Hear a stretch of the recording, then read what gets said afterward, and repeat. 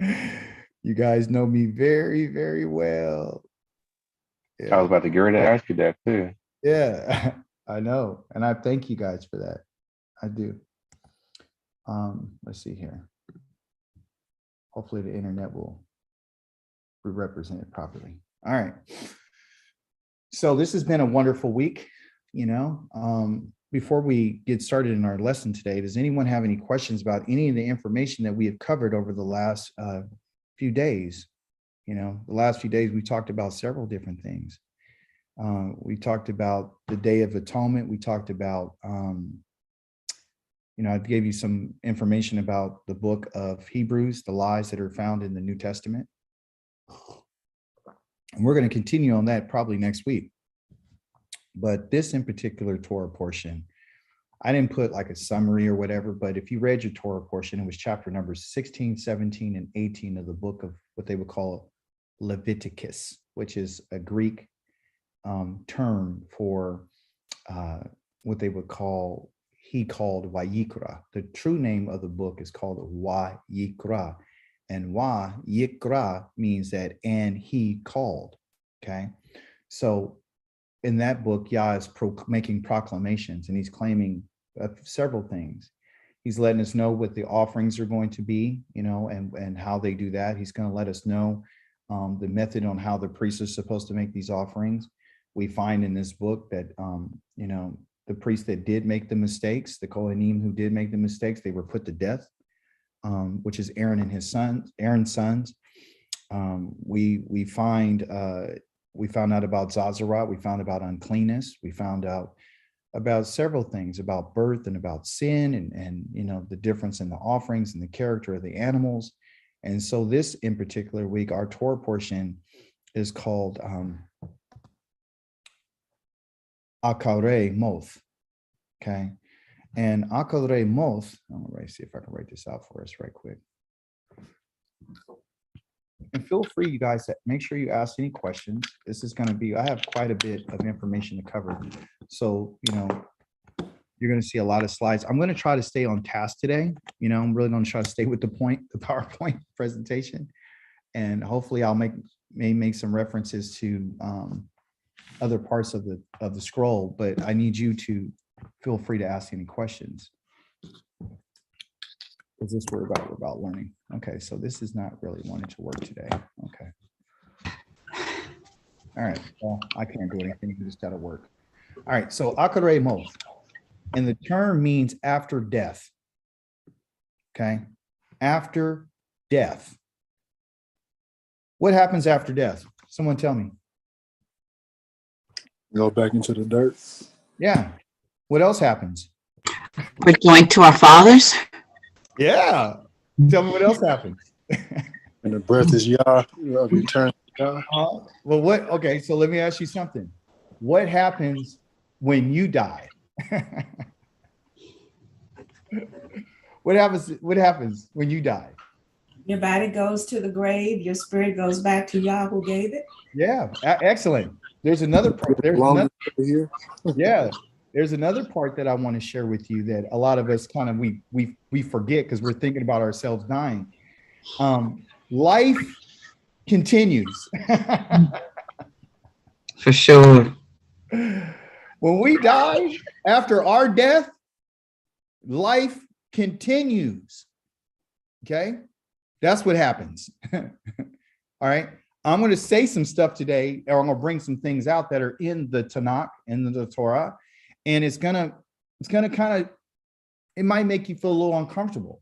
Okay, so I want to give you the heads up that after you die, everyone else continues to live.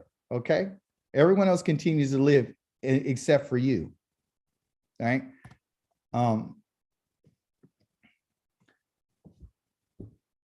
The text that I want to open up with is in Vayikra 16, 5 through 10. This is what it says. And I'm going to try to slow down because usually when I get excited, I start reading and fumbling over words. So forgive me for that, you guys. This is what the Creator is telling Moshe to tell Aaron to do. Okay. He says he is to take from the community of the people of Israel 2 male goats. Okay. He's going to take 2 male goats. 2 male goats for a sin offering. Okay. And he's going to take 1 ram for a burnt offering. And Aharon is to present a bull, right? The bull for the sin offering, which is for himself. Okay. He gets the bull because he's the big shot. He's the head of the nation. Okay. And he's going to make atonement. He's going to make at-one-ment for himself and his household. Okay. That includes his wife, his children, everybody that's inside of his house. Okay. His household, which is also extended, listen to me, since Yah chose his household, his family to be the priest, he's also making an atonement for the additional Kohanim because they're part of his family. They're his sons. Okay. They're not cousins. They're not uncles. They are literally his sons and his grandsons. Okay. He is to take 2 goats and place them before Yahweh at the entrance of the tent of meeting. Okay. Then Aharon is to cast lots. Okay. So he's going to start shooting what we call in our day shooting dice. Okay. For 2, which they call sheneh, and goats, azim. That's how you say 2 in Hebrew is sheneh, and goats, you call them izim.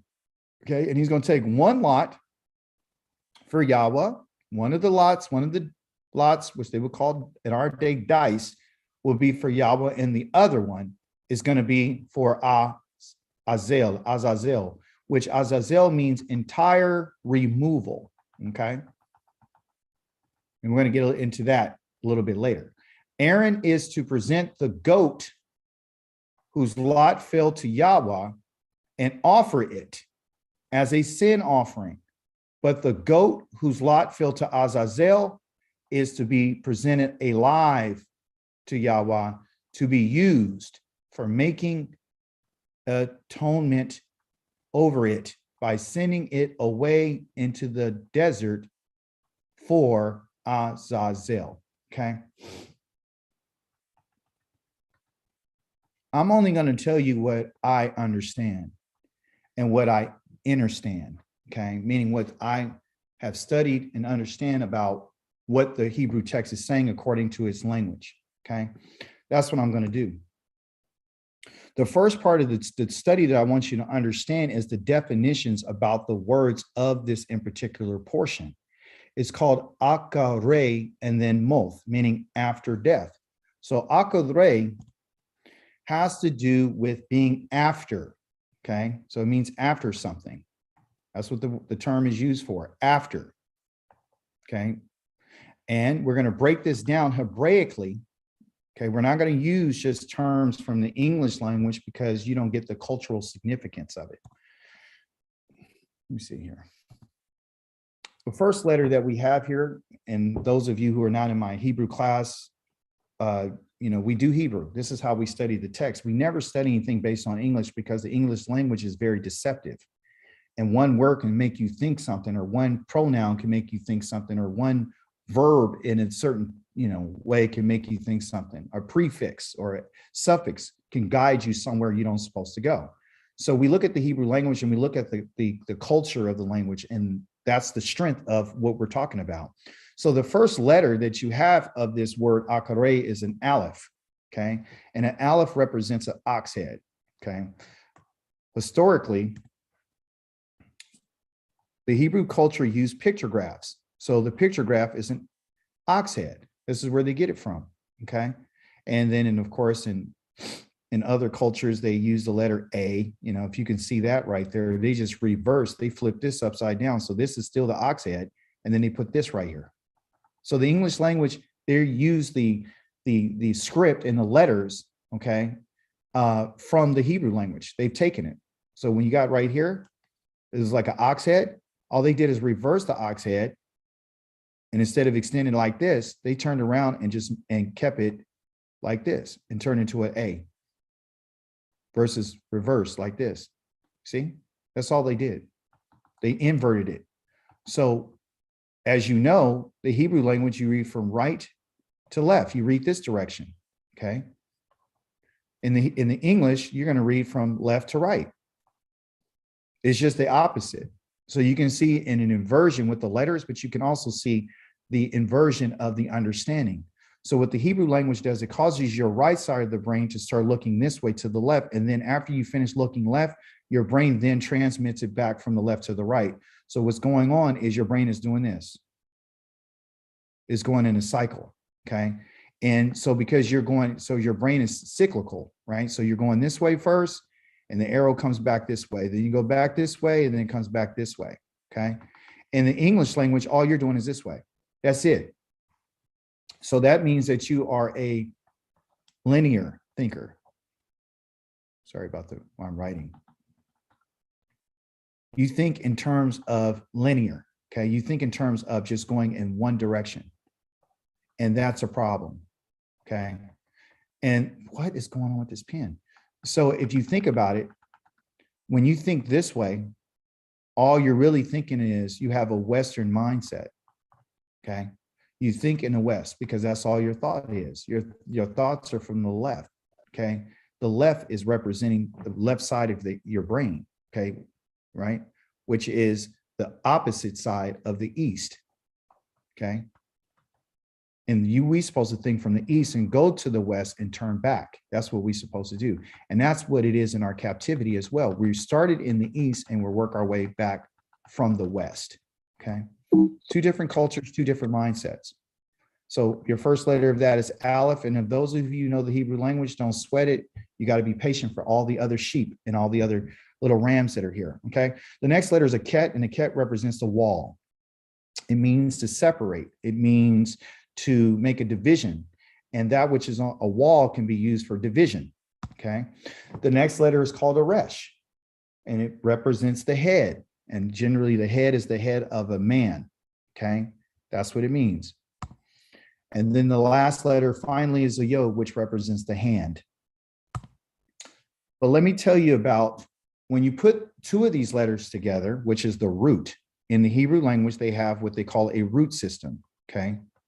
And a root is like with any plant or any tree, and it's called a shoresh, okay? S-H-O-R-E-S-H, shoresh. And it's a root, okay? So the root of the word akar, if I put an aleph right here and I put a resh and I put a yod, there it is, akareh. That's the name of our Torah portion, akareh moth, okay? So I got to find out, well, who's the root? Who is the parent? How did this word come about? And it came from these two in particular letters. As again, the ket is dealing with the wall and the resh is the head. So what do you got?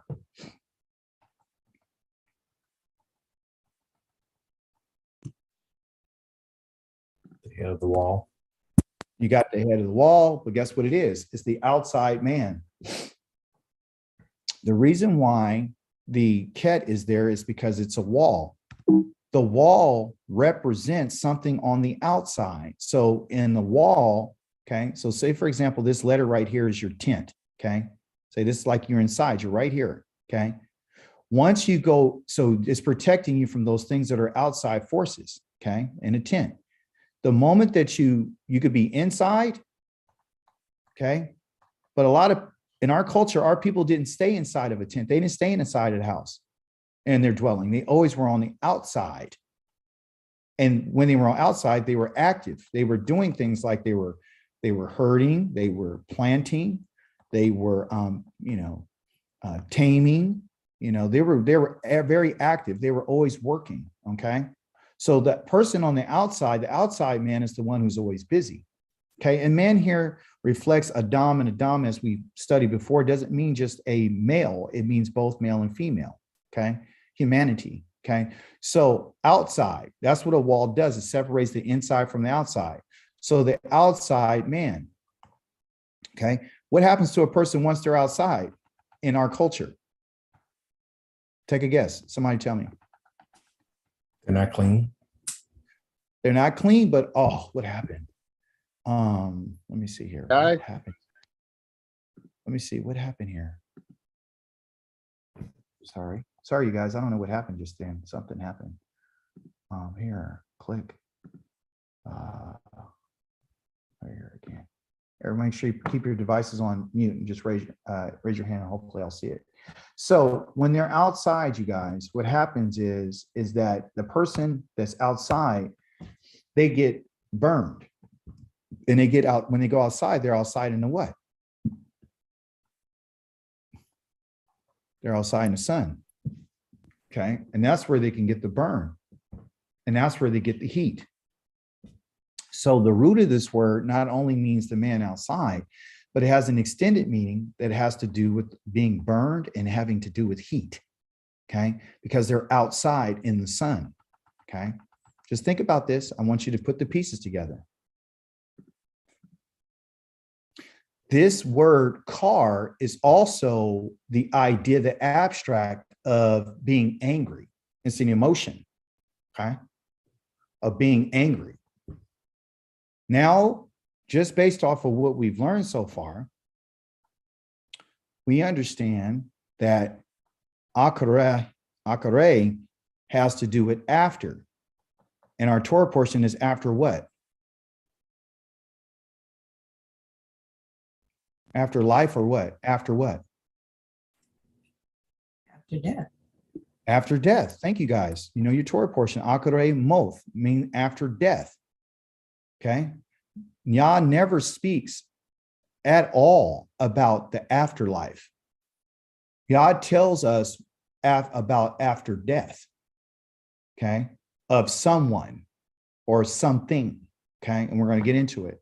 So now can you see like why he's using the term Akarith after death, and what death are we talking about in context? What deaths is he referring to? If you read your Torah portion, who just died? Who got killed? Who got killed? When Yahweh told Aharon, go to your brother and you tell him he can't come into the tabernacle or the holy place except for once a year. Why? Why did he tell him that? Who just got killed? Aaron's Aaron's sons sons. got killed. Yes, Aaron's sons. Aaron's sons. And guess what? So now do you see that now do you see or understand where this root talks about, and how did they die? How did they die? Burn He burned them with what? with fire from the inside out. Fire from the inside out. Okay. So when you think about this, even in our definition of being burned, you're burned by the sun, and the sun is really a ball of fire. Okay. I want you to remember this. Okay. And extreme heat. Okay. So that's where you get this emotion when you talk about someone being angry. It's an emotion of anger. The same word that's used for heat and burn is the same word that's used for the emotion of anger. So when Yah killed them, these two sons, Nadab and Abihu, Aaron's sons, he did it with fire because they crossed the line.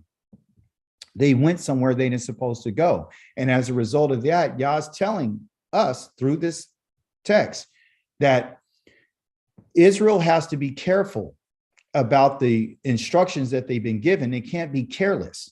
These two individuals were careless. Either they were drinking, they weren't paying attention. He made some reference to like, hey, you can't drink any alcohol when you come into the sanctuary. You can't take a different fire and go outside of what I told you. So this is where that comes from. Okay. So it has to do with anger. Okay. Outside of this word, there's another word that's called akar. Okay. Akar. Okay. Akar. Okay. And akar means other or another. So we got all types of words that you're learning. You learned about what? You learned about car. What else you learned? You learned about heat. You learned about that which is on the outside. You learned about the emotion of anger. You've learned what the root, the parent root of this word is. Okay. And all has to do with the word akareh. Okay. That's what you're learning. See, here it is. You learned it. You learned the letters. You learned car is the wall, the head, which means the outside man, or the man is outside. When the man goes outside or the woman goes outside, they end up getting burned by the heat of the sun, because they're outside all the time. When someone gets angry, they have this emotion of anger because they're outside, they're heated. So it's all connection. It's all connected. Okay. And then you have this word another or other, a car. All I need to do is just throw the yod on it right here, and it'd be our word akarith. It would be akarith right there. So these are all the connections. Okay. And I don't have to speed up my lesson. They got another word called Akarith. Okay. A car right here, other. Okay. And then ith. Okay. Meaning that it has to do with what? The end and latter times. Okay. So what do we have? Stay with me. I'm going to keep going back and forth until you get this, because it's important for you to understand this. The name of our thing, of our study, is Akarith, okay? After death. Akar or Akarith means after, okay? Aleph, strength, wall, resh, head, yod, hand. It means the wall, right? The letters, the head wall or the wall head, meaning the man is outside, okay? Or the man outside, or the outside man. When the man goes outside, he gets burned in the heat, okay? When someone gets into an argument, they get into this emotional anger. They get really hot. They get upset, okay? They get upset, and it could be for whatever reason. Here's called akar. Akar means another or other, okay?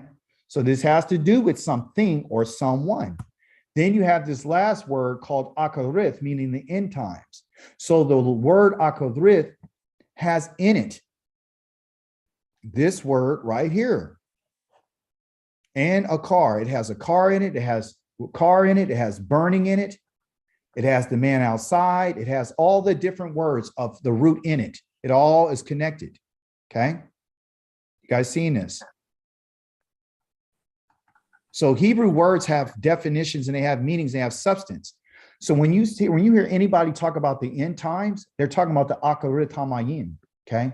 The Akarith Hamayim has something that a lot of people miss because they don't know the language.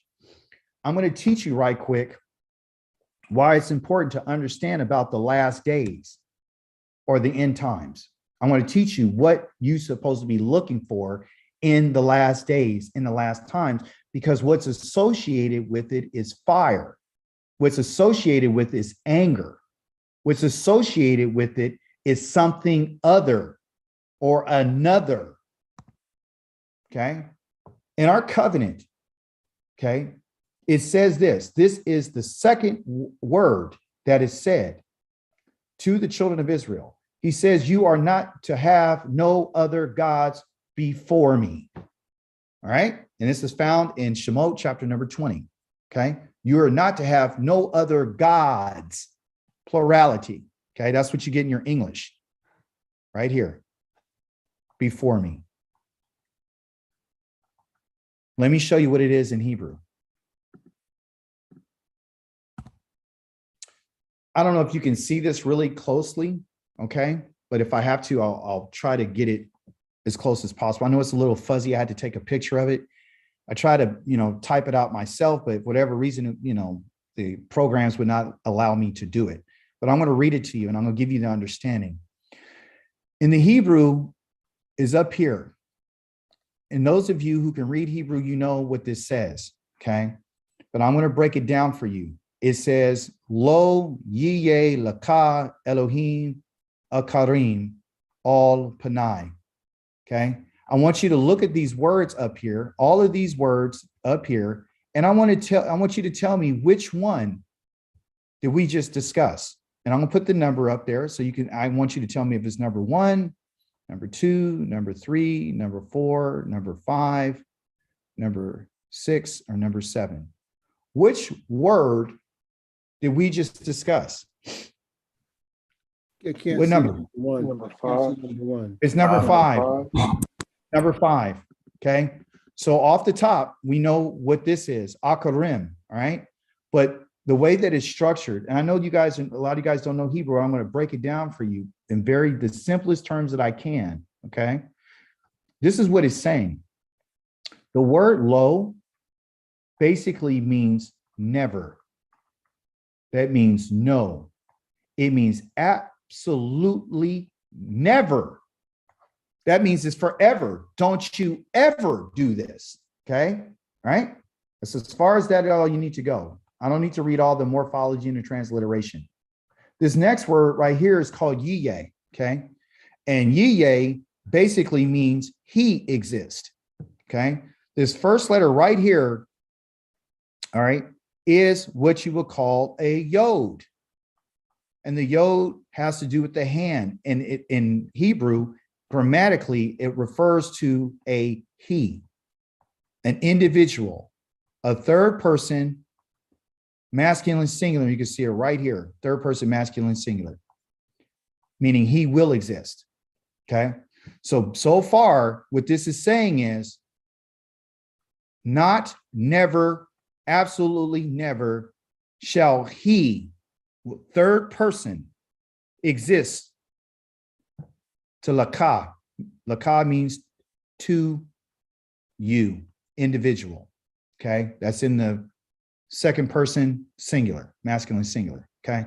So what it's saying is this: absolutely never shall he shall exist to you. Okay. And then it tells you that he is an Elohim. Okay.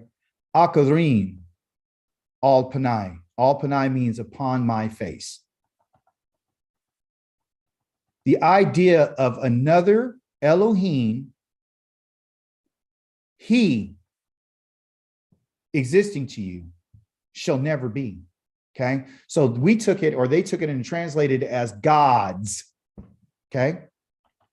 But in the language, Yah is saying never, absolutely never shall he exist. Who's the he that should not exist to you? Another Elohim. After me, and upon my face is wherever I look. What is he saying?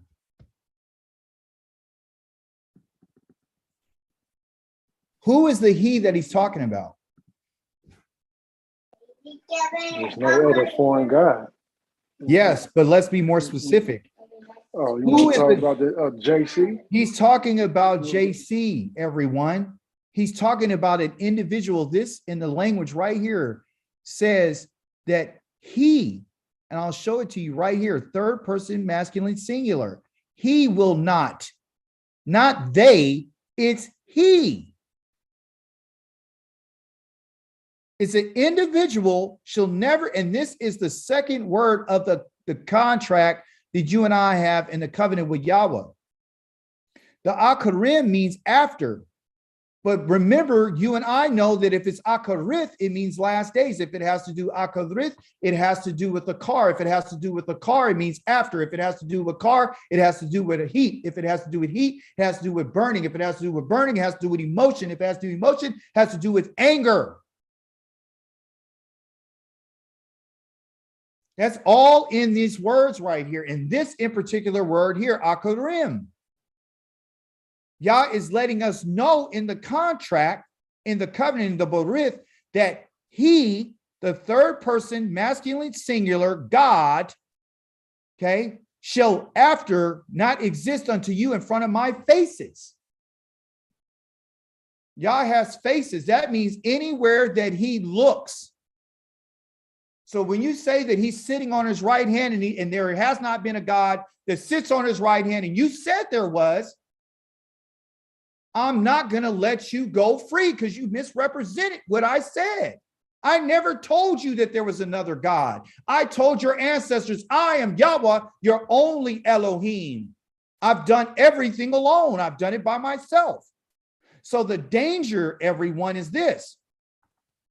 In the Akarith Hamayim, in the last days, Yah is going to judge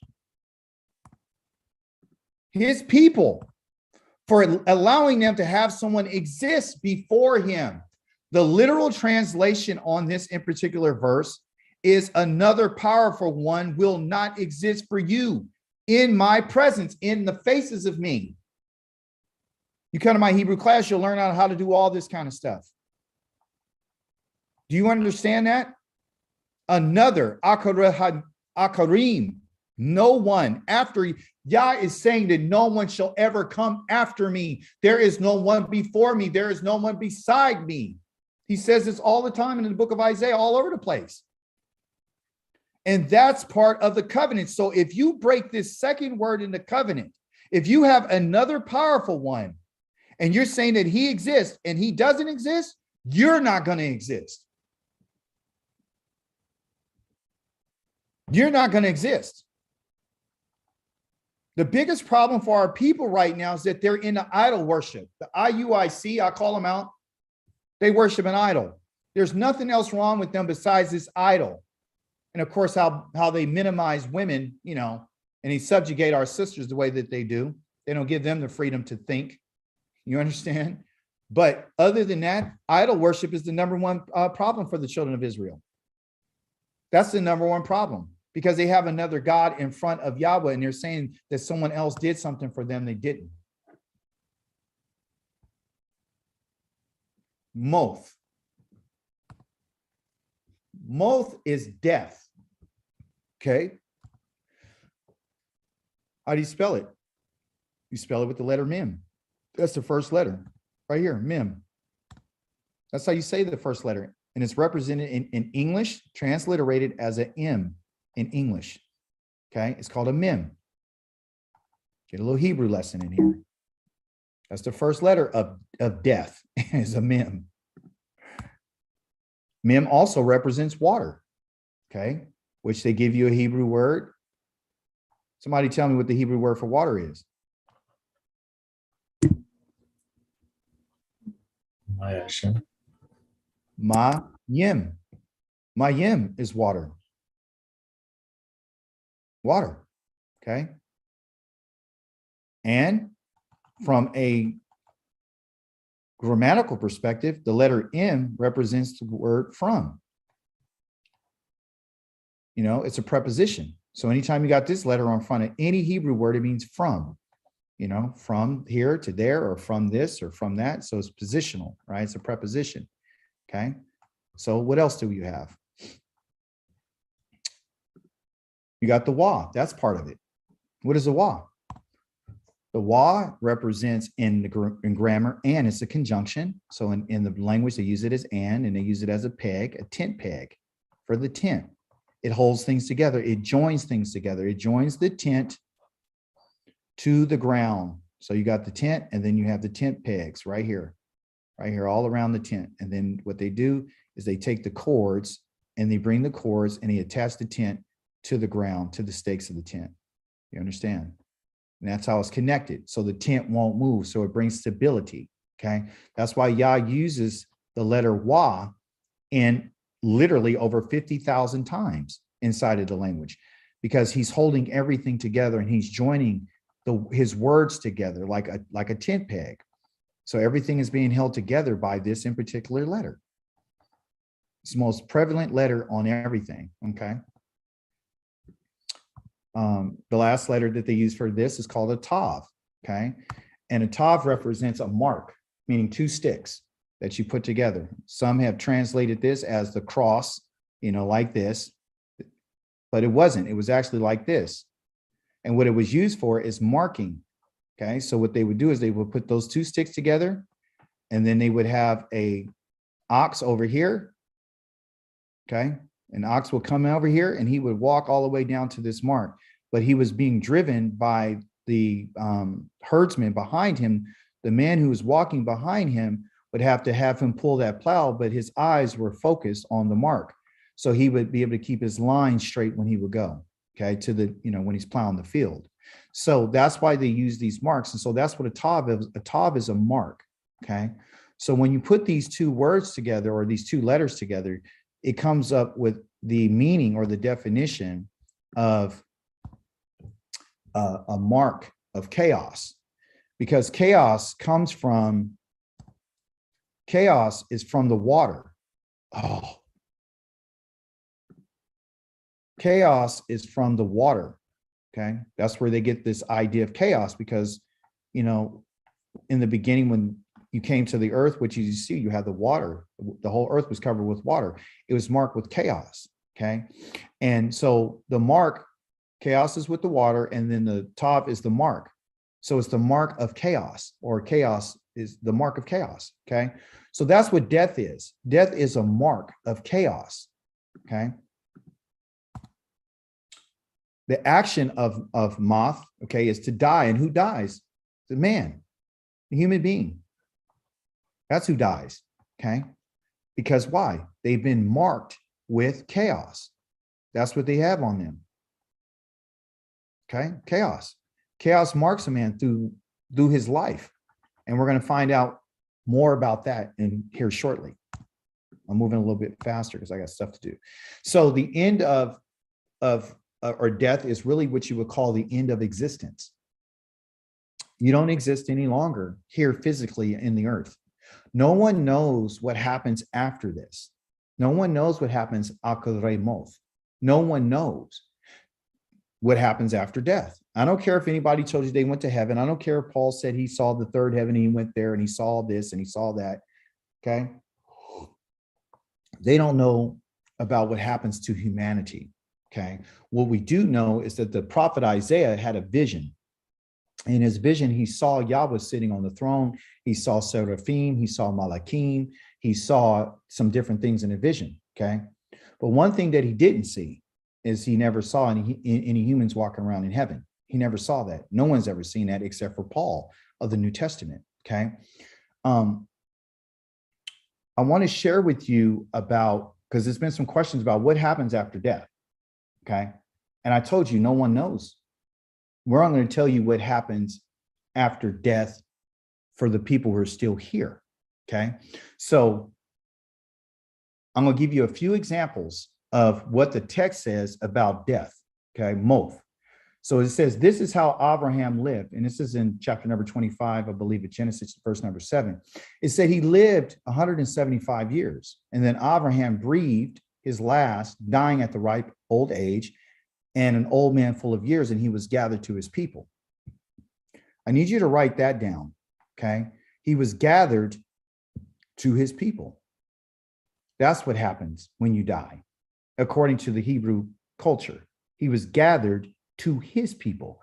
Yitzchak and Yishmael, his sons, buried him, okay, in a cave of Machpelah in the field of Ephron, the son of Zakar, the Kitti, by Mamre. The Kitti are the people that Yah sent Israel in to go in and to destroy, right? So he had Abraham buy this, plot of land and also the field. He bought the field and he bought the grave site. Okay, he bought this cave and all the filth that was in it. So the field which Abraham purchased from the sons of Ket, okay? And Abraham was buried there with Sarah, his wife. So both of them were in this cave. But the point that I'm trying to make to you is he was gathered to his people. This is after his death.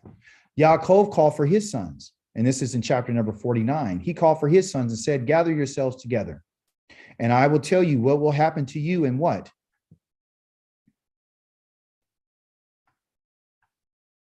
See our word, Akarith, the word that we studied here, Akar, okay, in the final days and then in other days of the Hamayim, that means the last days. I'm going to tell you what's going to happen to you in the latter times.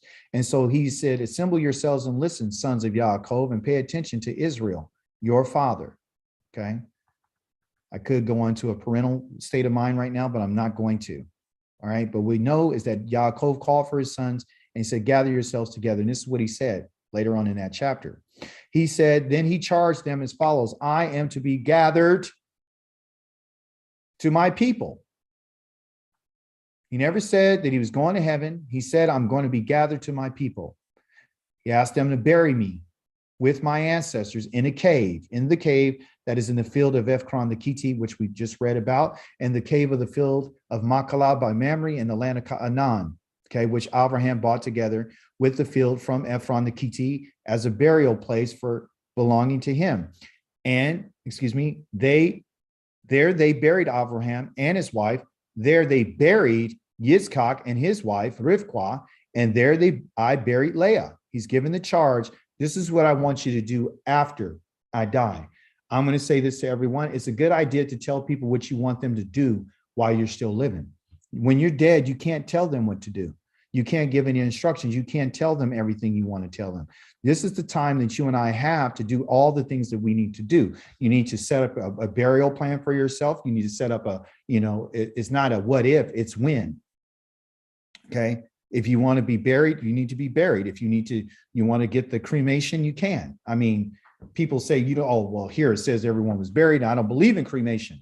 Well, the fact of the matter is that I don't want my bones to be brought in this land. This is a side note, because I don't want to be buried here, because this is not my homeland.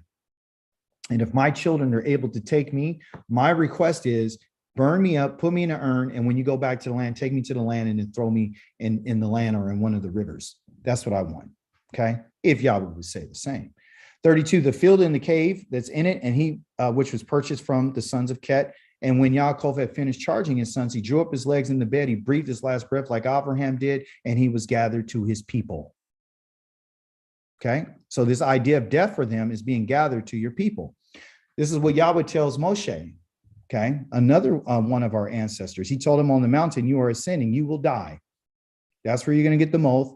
And you will be gathered to what? You're going to be gathered to your people.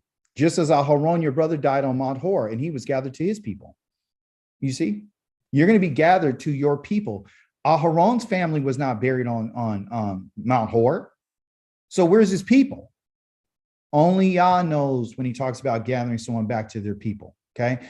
For this reason, this is that the both of you, this is for the reason for this is that both of you broke faith with me there among the people of Israel at the Mervat Kadash spring in the Zin desert. You failed to demonstrate my holiness, and there among the people of Israel. So you will see the land from a distance, but you will not enter the land I'm giving to the people of Israel. That was a punishment for him because, of course, he broke faith with Yah. He failed to demonstrate Yah's faith, holiness there among the people. And you and I can take a note from this.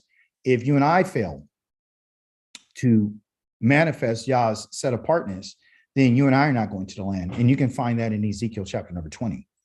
Okay. Again, this is a whole nother lesson. I'm not going to go into it, but I'm telling you, if you don't show and demonstrate Yah's holiness, okay, and say that he's set apart and you're going to do your own thing, you're not going into the land. He didn't let Moses in. He won't let us in. The time came near for David to die. He commissioned Shlomo, his son. So you see a pattern here that when the fathers are about to die, they call their sons and they give them the information. Or if they had daughters, they would tell them, this is what my plans are. This is what I want you to do for me. So he commissioned his son Shlomo. He says, I'm going the way of all the earth. Everybody's going to go this way. Therefore, be strong, show yourself a man. Okay. Guard the charge, observe the charge of Yahweh, your Elohim, to go in his way and keep his regulations, his commandments, his rulings and instructions in accordance with all that is written in the Torah of Moshe. Not the New Testament, not what anyone else says. You better do in exactly what Yahweh had commissioned Moshe in all of his instructions. Okay. And so you will succeed in all that you do. The only way that you and I are ever going to succeed in anything that we do, and especially in our future endeavors, is that which has to do with in accordance to what's written in the Torah. Okay. And no matter where you are, wherever you go. So this is advice that he's given to his son. He says, if you do, because it's always an if. Yes, Bob, go ahead. You raise your hand.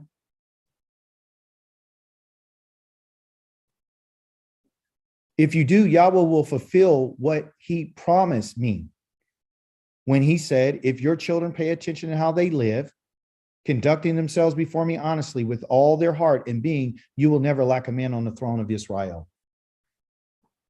Azania, yes, sister. I had a question, and I think it still pretty relates to what you're talking about, even though it was earlier. So back to what another power, one will not exist for you in my presence, but in the curses, it says in the law and in the testimony that there we shall worship other gods with fever, other gods of wood and stone, and we would worship them passionately, as it says in Jeremiah, I think 16 and 13, and it says it in the law too. So I don't quite understand that, I mean, we're not supposed to do it, but we were cursed to do it. And that's the reason that so many people are still doing it and don't come out of it, correct? That's true in part. Okay. So what we have here to answer that question is when you think about it, when Yah gave the covenant of Israel, he said that no other Elohim shall exist unto you. Okay. And that was in Shemot 20. Well, not even in Shemot, later in Shemot 24, it was that the children of Israel decided that they're going to make another image, right? And have another God exist before them. The covenant that Yahweh is holding us to is saying that if you and I would go back and we would say sorry for that, which we've done. Yes, Yahweh has put us in a place where he said, this is what you wanted to do. This is what you guys intended to do, which is to worship gods of wood and stone, because that's what they were doing prior to when they got put out, right? So they were following gods other than Yahweh before they came into their exile. Then he says, because you like this, I think I read a text before, he says, when you get there and the gods that you've served, I'm going to cause you to go through extreme labor, right? And then you go call out to those gods, and those gods are not going to answer you. So Yah is letting us know that the God that there is never going to be in my sight another God. Okay, you shall never have another God in front of me. Meaning, like when you and I return and shuv, meaning repent and turn from what we've been doing, because you and I did serve another God. You and I did serve wood and stone. We sure did. But then you and I decided that we're going to go and turn back to Yahweh. And he says, because you've turned back to me, you're not serving that other God. So what the warning is that the people that are still serving these other gods, he's not going to give them a pass. They got to come out from serving those other gods. That's the test. The test is whether or not you and I are going to turn back to Yahweh and have him and honor the covenant. So when he says that you shall not have any other gods before me, according to the breakdown of that text, he's saying any other powerful one, meaning that you and I cannot have another God that's in our heart or in our mind or in our desire. We can't do those things. And so based on the God that's being served determines how you live, and that goes into chapter 17, 18, 19, where he says, I'm Yahweh, your Elohim, right? And you shall not do this and you shall not do this. So to sum it up, you and I have to make a choice, okay? When he gave that, that's the covenant, meaning like if you're going to go back and turn back to me and turn back all the way with all your heart and all your mind, you have to get rid of your gods. You can't have JC. He cannot be in your vernacular. He can't be part of your mind. He can't be part of your worship. He can't. So Yah's always given us a clue. That was a clue. Even though we broke the covenant, he says, that's a clue. I'm letting you know what I'm looking for.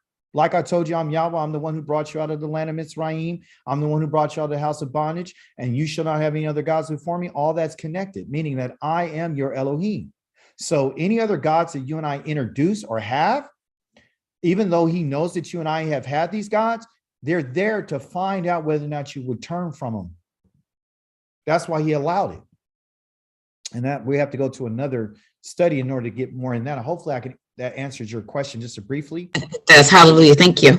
Yes. So Dawid is saying here, thank you for that. What Dawid is saying here is that he's telling Shlomo, if you would do what Yahweh says, then Yahweh will fulfill what he promised me.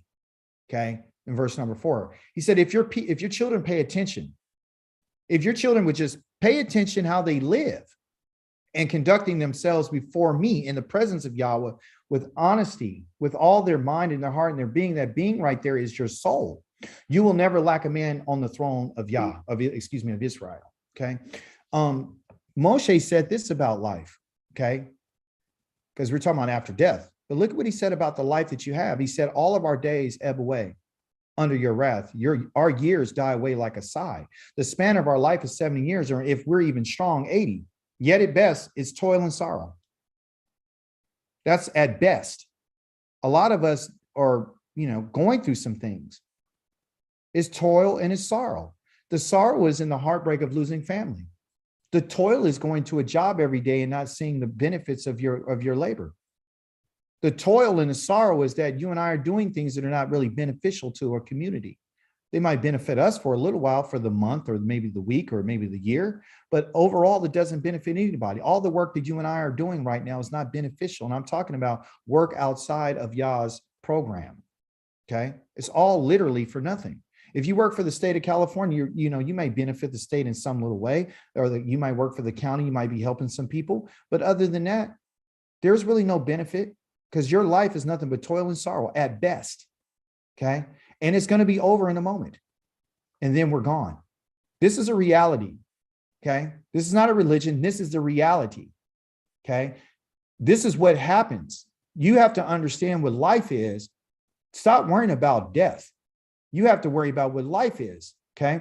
Because we need to be able to grasp the power of Yah's anger and the wrath to the degree that fear due to you should inspire. Meaning, like, why aren't we thinking about Yah, and why aren't we thinking about the things that he's asked of us?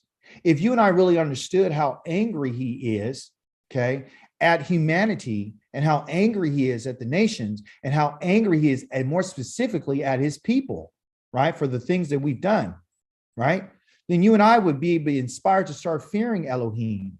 And you and I would be inspired to start understanding that you and I need to learn how to count our days. He says, so teach us. Moshe is asking Yah to teach us how to count our days so that we will become wise. You only have a moment, folks. You only have a moment to try to become wise and grab understanding. You only have this moment in which you're in today. This Shabbat right now is a moment for us to learn how to count our days. Our days are just going away. They're ebbing away underneath Yah's wrath. People think, they're mistaken of thinking how blessed they are. And they think, well, you know what? We got the sun, that's good. Look, even the wicked are having the sun.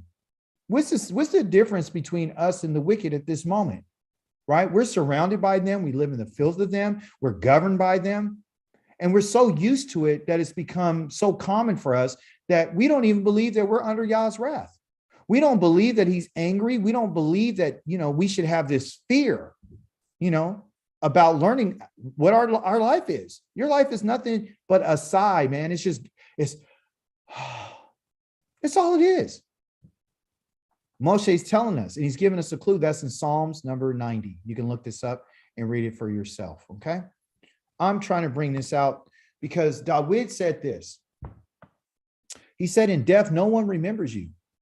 No one remembers you. He's talking to Yah. In Sheol, which is the grave, who will praise you? That's the question. Nobody.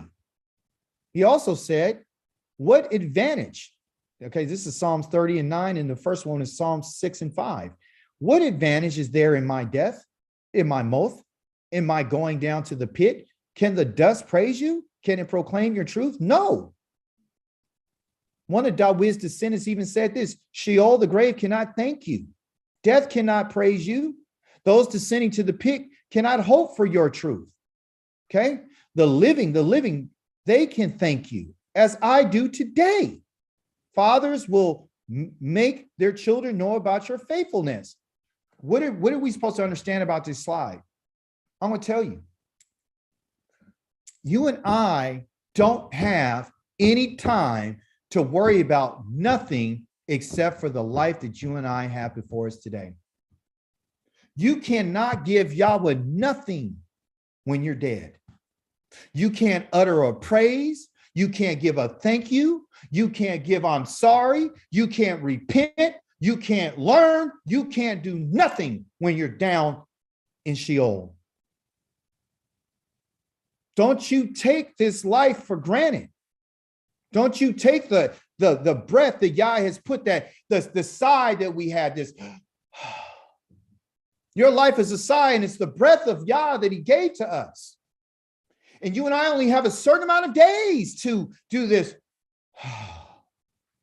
Even in your sigh, there should be a thank you. Even in your sigh, there should be some time to sit down and try to learn something to become wise. Because once you're dead, that's it. Only the living can thank Yah. This is our moment.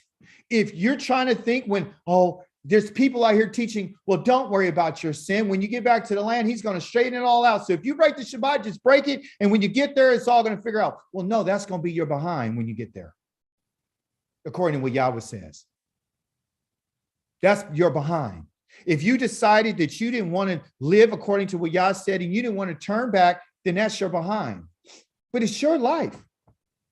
You do what you want with it. Because why? Because it's yours. It's your life. Okay. I'm going to turn now over to another part, and I'm going to speed up a little bit. There were two goats that Yah said he wanted to be brought before him. Okay. Two there. And the word two is called Shanae. Okay. I don't know if you can see that in my picture. I don't know if anyone picked up, but I want you to pick up what I'm laying down. In this little slide here, on one side, what do you got? What do you see? What do you see in my slide? I see on the right-hand side, it looks like, a goat. Yeah. So one side you got a goat, right? And the other side you got a goat. Okay. So there's two goats here. Okay. There's two. One right here, The other side. and the other one right here. Okay. What's the difference? One is darkened, or I guess it has hair on it, and the other doesn't.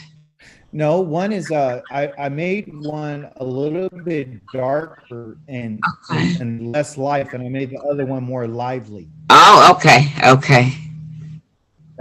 So one has life and vitality, and the other one is kind of like I'm going out. You know what I'm saying? Okay. So these two goats, and I want you to pay attention. That's why the pictures, they speak volumes. Okay. So I got the two goats here, and one of the goats is lively, and the other one is darkened. Okay. So the goats that Yah asked for, they're called Sa'ir, and it means hairy. So both of these goats are hairy. Okay. Both of them. All right. And he wanted these goats because one was going to be presented to him and the other one was going to go sent to Azazel, according to our text. Okay. The word for Sa'ir, okay, this word Sa'ir right here that we just saw, Sa'ir, you can look this up, has to do with the mountains of Esau. Okay. They call Mount Sa'ir. You guys ever hear that? Mount Sa'ir. It's talking about Esau. It's talking about Edom. Okay. Edom. Okay. But it has to do with this idea of hairy, because that's who we're talking about. So the Creator showed me something through our Torah portion. I've never seen it before. Every year I get something new. Okay. Every cycle I go to. So Esau is the one that's hairy. Okay. You know the story that the two children fought each other, okay, with each other, okay, each other inside her, so much that she said, if it's going to be like this, why go on living? She was miserable. This is talking about Rivkah. So she went to inquire of Yahweh, and who answered her, there are two nations in your womb. This is what he told her. There are two nations in your womb. From birth, they will be two rival peoples. So these individuals are not going to get along. These two individuals. One of these people will be stronger than the other. And we know the word for other, don't we? What's the word for other? Remember your word that I taught you? Oh, A car. Thank you. One is going to be, the other is going to be a car. Okay. And listen, and of these, there are going to be two. So of these peoples, one will be stronger than the other, and the older will serve the younger. Yah doesn't tell her which one is the strongest. He doesn't say that the oldest is the strongest and the younger is going to be the weakest. He doesn't say the youngest is the stronger and the older is going to be the weakest. But he does tell you this. He says the older will serve the younger. Okay. So in context, Esau is the oldest because he came out first and his brother Yaakov is holding on to his heel. When the time came for her delivery, okay, or when the time for her delivery came, there were twins. There was two of them. That's what twins are in her womb. The first to come out was reddish and covered all over with hair, with Sa'ir. That's what hair is, Sa'ir, like a coat. So they named him Esau, completely formed, that is having hair already. Rivkah, which is their mother, was listening when Yitzchak spoke. This I'm going a little bit further into the text because we don't have, can't read the whole text, but it talks about the birth of these two sons and, the two twins. And then it tells you about when they're older in their life. Okay. And now is coming a time, this is the context. It comes a time now where the father is going to bless the sons, or has blessed the son, and the mother overhears. So Rivkah is listening when Yitzchak spoke to his son Esau. And so when Esau went out to the country to hunt for game, because that's where he went. He went out to the country, which is the wilderness. He went out to the wilderness for game and to bring it back. She said to her son Yaakov, listen, I heard your father telling Esau, your brother, bring me game and make it tasty so I can eat it. Then I will give you my blessing in the presence of Yahweh before my what? Before my death. Okay, so we got the idea after death, but remember I told you that our ancestors dealt with stuff before they died. Okay, so blessings were conferred before they died. They told their children what they wanted to do and so forth and so on. So now the mother is hip to what's going on. She's already been told by Yahweh that they're, one is going to be stronger than the other, and then the older is going to serve the younger. That's what she went to consult Yahweh, and he told her this. So she's working on Yaakov's behalf because she's trying to fulfill what Yahweh said. So she tells her son Yaakov, she says, now pay attention to me, my son, and do what I tell you. Go to the flock and bring me back 2 choice kids. In context, these 2 kids right here are goats. Okay, and there are 2 of them.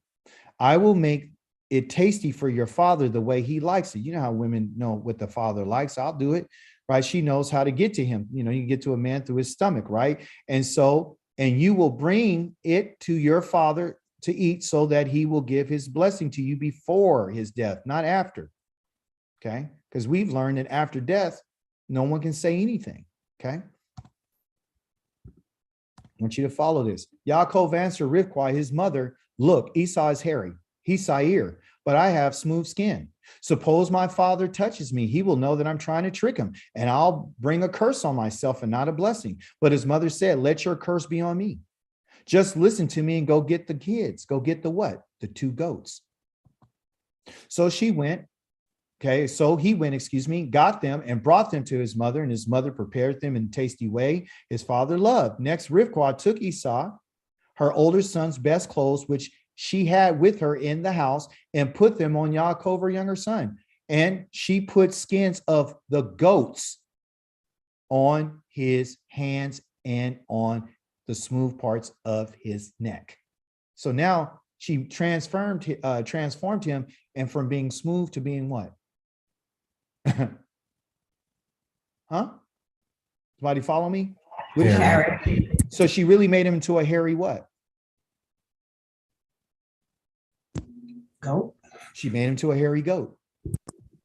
You see, there was 2 twins. Do you see the 2 twins of being born? Do you see the two kid goats? Do you see these 2 brothers? And do you see one is hairy and the other one is smooth? But in order for them to be the same, she has to transform and turn him into a hairy goat. You understand? Meaning a hairy man, in order so they can resemble each other, because they have a lot of similarities. They were twins, but according to the text, the father's eyes were going dim, so he couldn't see. He believed that he was going to die. So what he wanted to do before he died was to give this blessing. You can find out more about Esau in Ezekiel chapter number 35. I don't got time for it right now, but you should write this down and read this today on your Shabbat and find out how evil and how wicked and how much hatred Esau has for Yaakov. Okay. I brought this story up because Yah showed it to me. He wants us to make a parallel between the 2 goats that are being given to the high priest by the children of Israel to the story of Esau and Jacob. Okay, because there was a decision. There's a decision made, and we're going to talk about that. Okay, the decision that Yah is about to make, like what the priest had to do, he had to roll the dice. Okay, he had to roll the lots to figure out which one of these he's going to choose. Okay, so the decision is this, is that Yahweh has made a decision about the one that he's chosen. And the one that he chooses is the one that he loves. And he tells us that I love you, says Yahweh. But you ask, how do you show us your love? This is found in the book of Malachi, chapter number 1. Okay, Yahweh answers, Esau was Yaakov's brother, but yet I love Yaakov, but hated Esau. I made his mountains desolate and gave his territory to the desert jackals.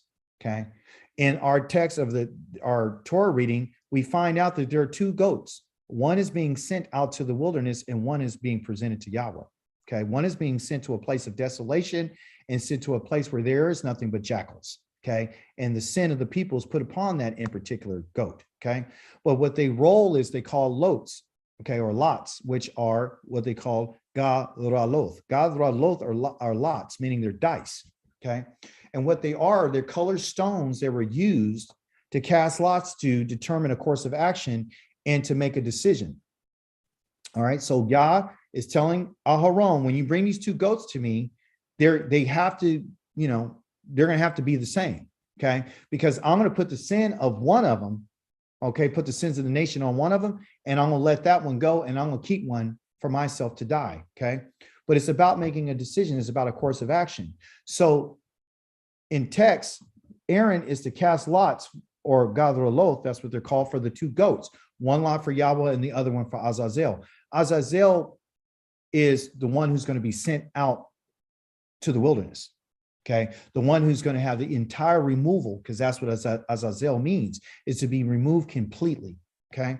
So they would roll those different color stones, and whatever stone turned out to be for the one, they would say, oh, this one is for this goat, and this one is for this one. So it's a decision that had to be made. Okay. The name of goats is called Ezim, as we went over. So according to the text, the two goats, the Ezim, must be of the same appearance. They got to be of the same size. They got to be the same worth. So what does that remind you of when I say they got to be the same? According to what we've been reading, Twins. they got to be like twins. Okay. They have to be like twins. Okay. This is important. Okay. The goats have to be like this. They have to be of equal value. The reason for this is because from an eternal perspective, the two goats, they must possess what they would call the vitality. You know how goats are very rambunctious. They're very active. They always jumping and all over the place. They're always into something. They're really busybodies, right? They have to have that spark and that passion, that fire and that zeal. So when I was putting this together, I was thinking, okay, well, why do these goats have to be this way? What is it about the spark, the passion, and the zeal and the fire that they have that Yah's interested in? And I'm going to explain to you the reason why.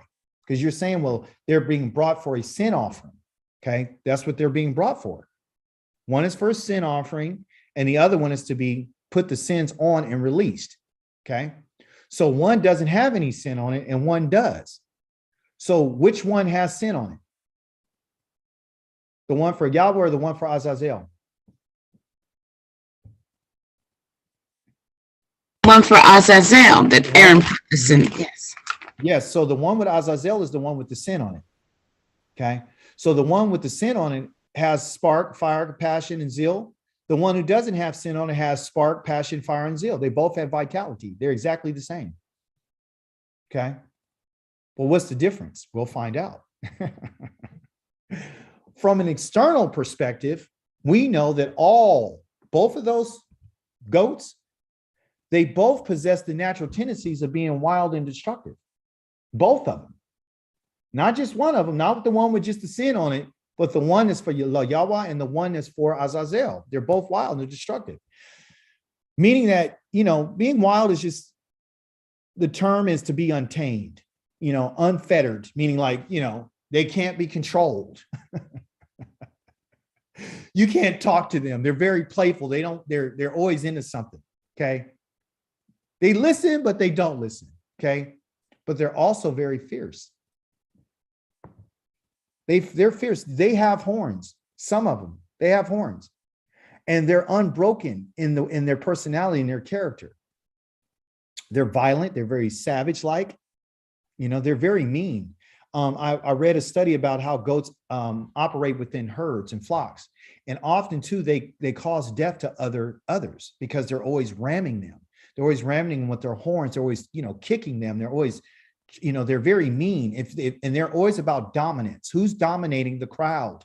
So they're, and they have a pecking order, they'll fight. That's what they do all the time. They fight all the time. And that's why they're ferocious, because they're always about a pecking order. Like, I'm going to be in control. I'm over you.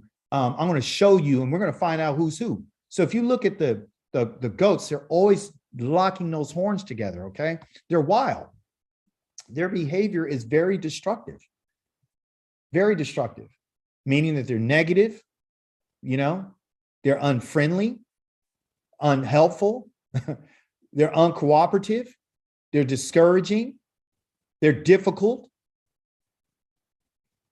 uncommunicative. They don't like to communicate. They're loners. They like to do their own thing. And so those types of behaviors and that type of mindset, that type of character is what's on these two goats. Okay. So they're on the twins. I want you to hear what I'm about to say to you. We've been told that, yes, Yaakov is the one that Yahweh chose, but Yahweh chose the one who's exactly like these things right here. Yaakov has been very negative. He's been unfriendly, unhelpful, uncooperative, and he's been very discouraging at times and very difficult and uncommunicative, okay? Meaning that they don't work, we haven't been working very well as a people together. We've been having some goat-like tendencies. We've been, in a place of, us walking around and we don't want to be told what to do. We're very violent. We saw that in the beginning of Exodus where Moshe, he said he saw his people fighting amongst each other. And he said, well, who are you to tell us to stop fighting? Yah hates that type of behavior. Yah hates that mindset, because being destructive, being violent, and having these characteristic traits causes us to cause problems for the community. And ultimately, people die because of these types of behaviors, okay? And so we see that inside of these two goats. Okay, so one of them are supposed to be for Yahweh. The word here is called Akkad la Yahweh. Okay, that means one is for Yahweh. Yahweh wants one of these. Akkad means one, and this means four. This one right here, and this is Yahweh. Okay, so Yahweh wants one of these in particular ones. Okay, and one he wants to send away. Let's see what Yah says about the one that he wants. Okay. The one that Yahweh has chosen is Yaakov, okay? He says, for you are a people, and you are set apart wholly for Yahweh, your Elohim. Yahweh, your Elohim, has chosen you out of all the peoples on the face of the earth to be his own unique treasure. Yah chose us. Just like he's choosing that one particular goat that he says, for me, the Akkad la Yahweh, that's the one that I've chose, okay? Yahweh didn't set his heart on you or choose you, hairy goat, okay, because you numbered more than any other people. On the contrary, Yahweh chose you because you were the fewest of all peoples. Rather, it's because Yahweh loved you, like he said in the book of Malachi, and because he wanted to keep the oath that he swore to your ancestors. Yahweh brought you out with a strong hand and redeemed you from a life of slavery under the hand of Pharaoh, the king of Mitzrayim, Paro. So Yah loves you, and he wants to keep his oath. That's why he chose us. Okay. For Akkad la Yahweh. Yahweh says that you're precious to him and that you're honored in my sight, and because I love you. This is the second time. This is a whole nother place. This is in chapter number 43 of Isaiah. Yah is saying, I love you all the time. He says, I love you in Malachi. He says, I love you in Deuteronomy. He says, I love you here in Isaiah. I love you. And I will give people in exchange for you, nations in exchange for your kai, for your life, for your soul. I don't need you to be afraid, for I'm with you. I will bring your children from the east and gather you from the west. When he talks about I'm with you, I want to be clear with you. When he says this in Isaiah chapter number 43, he's talking about when he comes and gets him at that moment. He's talking about a time in which he is going to show him that he's with him. Okay. And he's going to show the nations that he's with them. And that's by gathering us from the east and the west. I will say to the north, give them up, and the south, do not hold them back, because look, bring my sons from afar and my daughters from the ends of the earth. I told you earlier this week that you and I are an eternal people, and that we are his sons and that we're his daughters. Yah says, everyone who's called by my name, who has the Yohe-Wahe, whom I've created for my glory, whom I formed and made. Yah made us. You're an eternal people. You're not like everyone else, because Yahweh says, I love you. He didn't wait to the New Testament to tell somebody that God so loved the world that I gave the only begotten son. He never said that. Yah says, I love you. The love that Yah has had for us has been demonstrated by him coming to get us from all the places that we were in Egypt. His love for us is to keep his oath that he promised to our fathers. His love for us is to come and gather us from the east and the west. His love. He says, but you, Israel, my servant, Yaakov, whom I have chosen, descendants of Abraham, my friend, very specific. Descendants, meaning having to do with bloodline. Okay.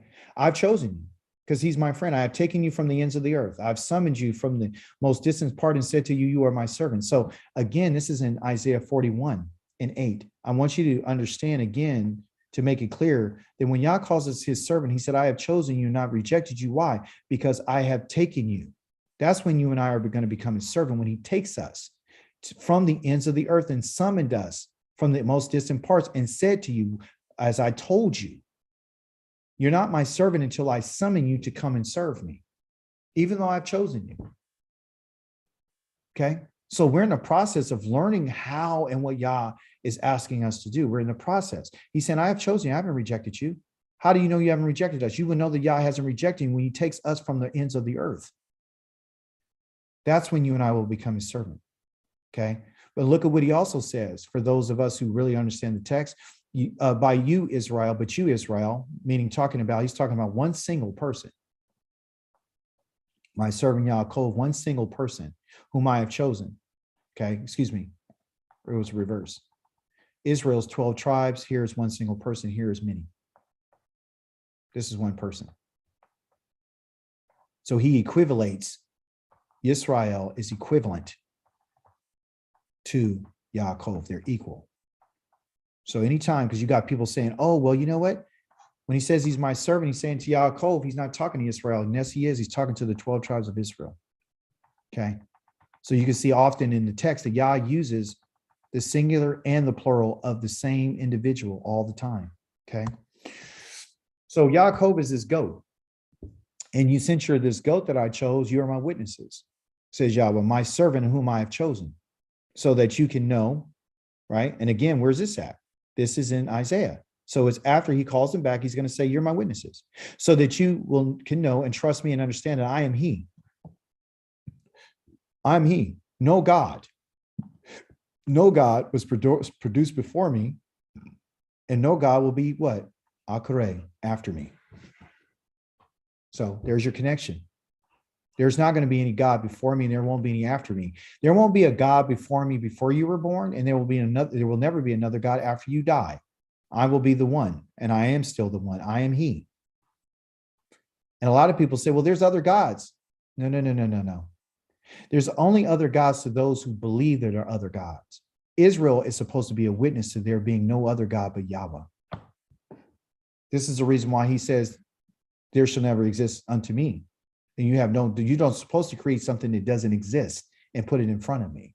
Okay. So when he talks about gods of wood and stone, as if there's something, you can go to Psalms 115, Psalms 135. He tells you the people who make these gods are nothings, because those gods are nothings. They don't exist.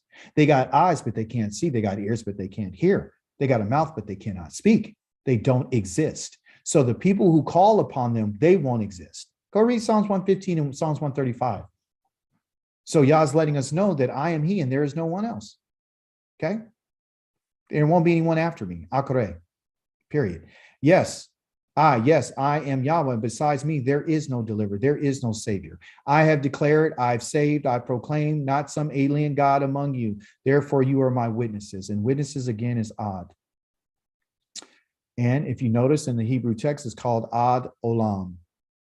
Okay. And Ad Olam is this: forever and ever. The word witness has to do with forever. Yes.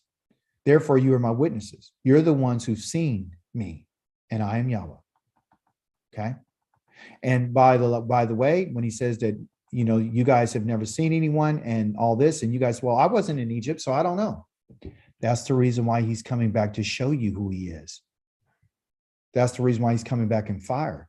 That's the reason why he's coming back with the sound of the shofar. That's why he's coming back with the sound of his voice that no one's ever heard and stayed alive except for Israel. Then you will know that I'm Yahweh. I didn't show your ancestors my power just to show it to them. I showed it so it can be a reminder to those who I'm going to come and get from the four corners of the earth. You will see me, and then you will be able to say, that you are my witnesses. I have to qualify you, and I will. Last but least, we want to talk about the blood. The blood is something very, very special. The blood is shed for this offering, okay?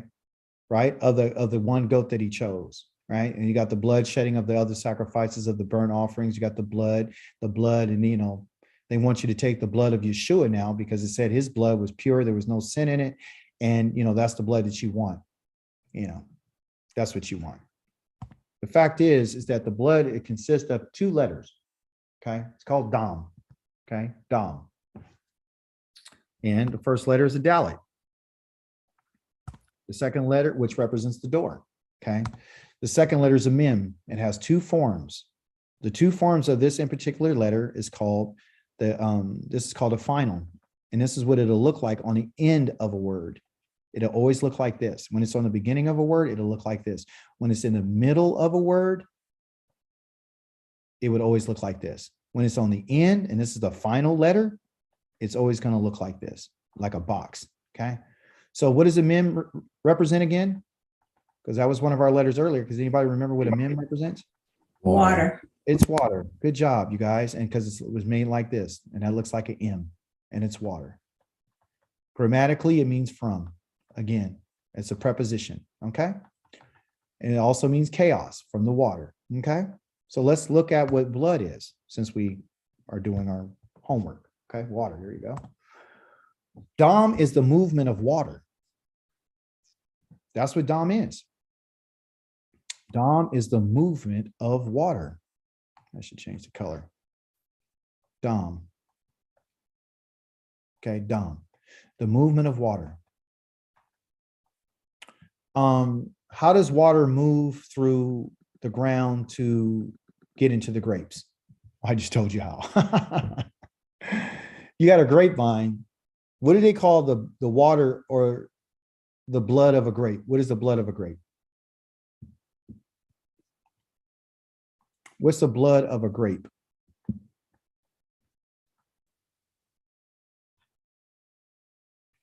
Is that the juice? It's juice.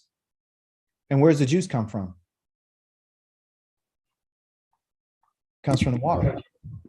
So when it rains, the water goes into the ground. The water then migrates up through the veins, okay, to get to the grape. It goes through the vine to get to the grape. Once it's filled, then you have juice. When you have juice, you got what? You got life.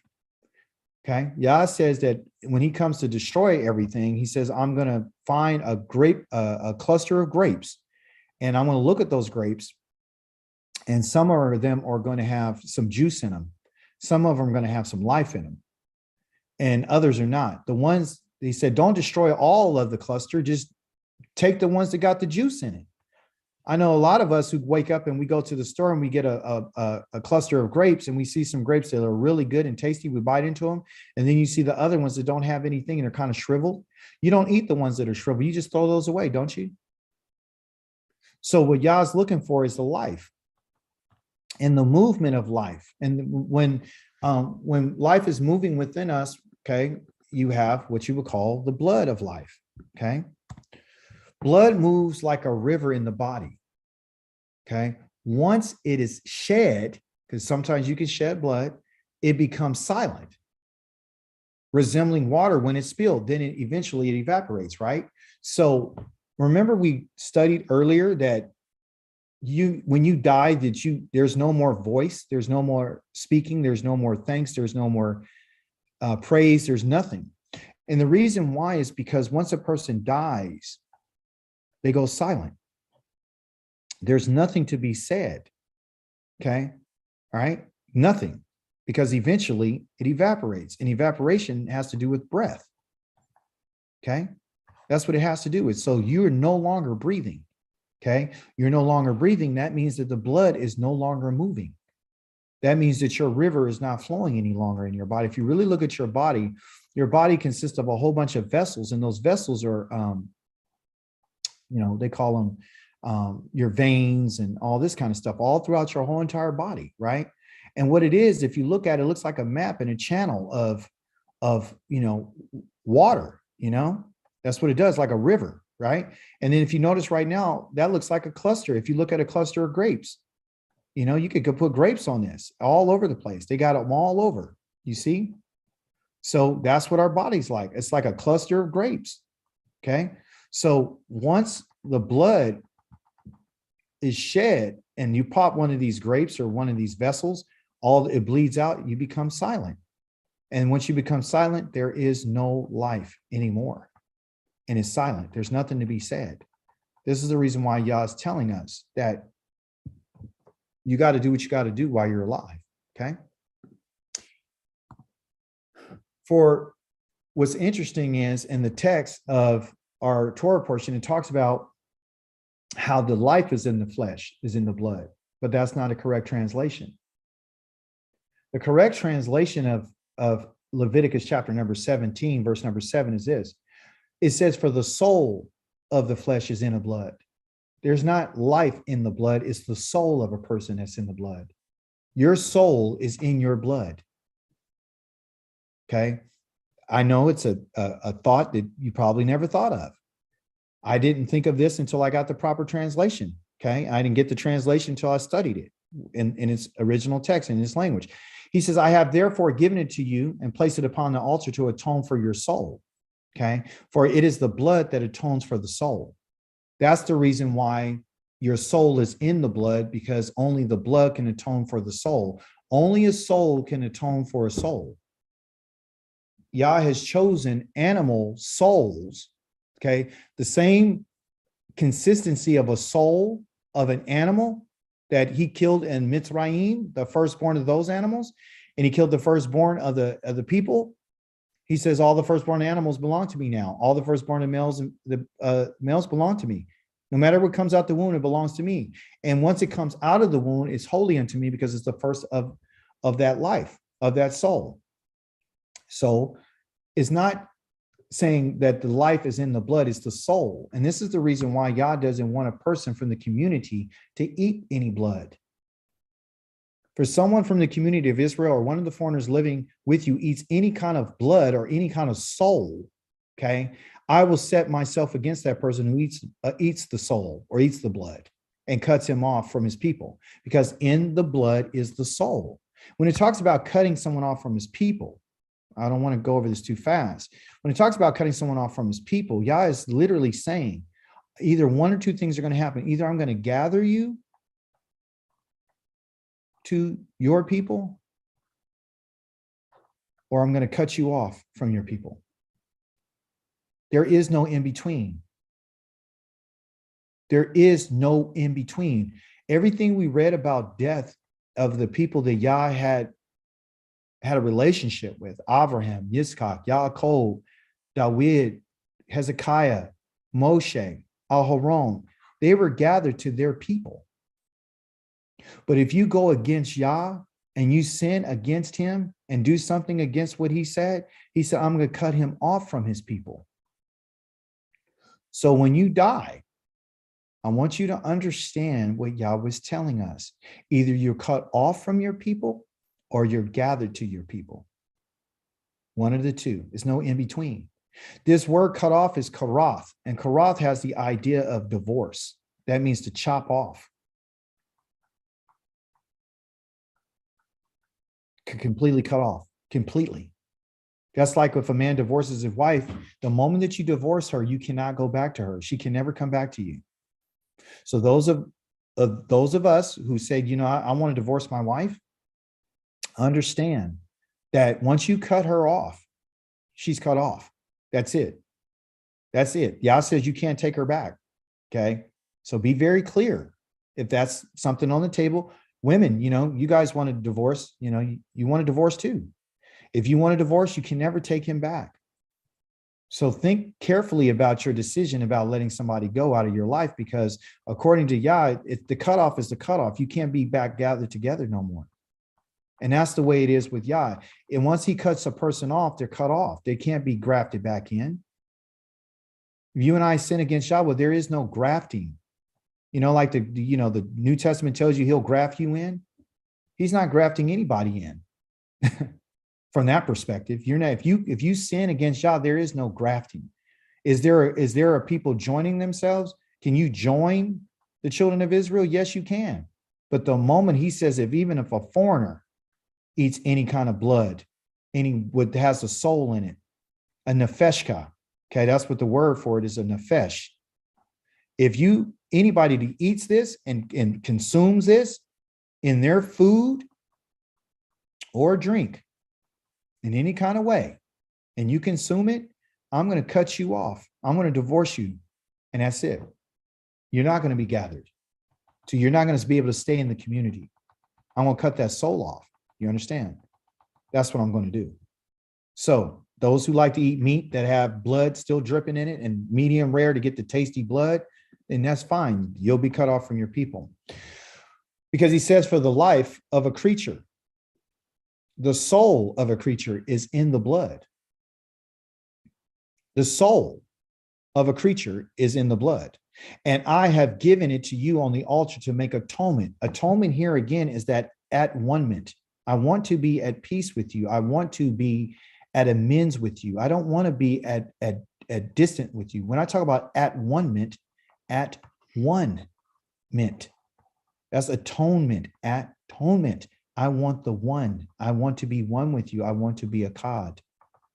I want us to be joined together. I don't want you to be separated from me. And the only way that you and I can come together, because I am the creator of the heavens and the earth and I'm not a man, I chose to use the soul of the blood to continue for us to be together.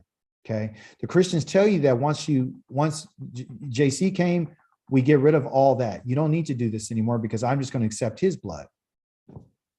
And then you have it for all lifetime. And then, you're good. That's what makes it really appealing, because once you get this blood of the Christ character, then you no longer have to worry about your sins. Okay. So, you don't have to worry about your menstrual cycle. You don't have to worry about your semen emissions. You don't have to worry about any mistakes that you made, because now Yah doesn't want any more of this, because he just wants now for you and him to be the best of friends. And you could come to him anytime you want. And it's all good. Matter of fact, don't worry about going to a Mishkan on the earth, because now the true tabernacle is for you to go to heaven. And then you're going to spend your time up there with him and all the Malachim and all the great, seraphims and everybody, all the creatures. You're going to kick it with them now. That's what you're going to do. See? So the soul, because that's what it is, the blood, the soul makes atonement because of the soul. It's the soul that's in the blood. Okay? That's what's in.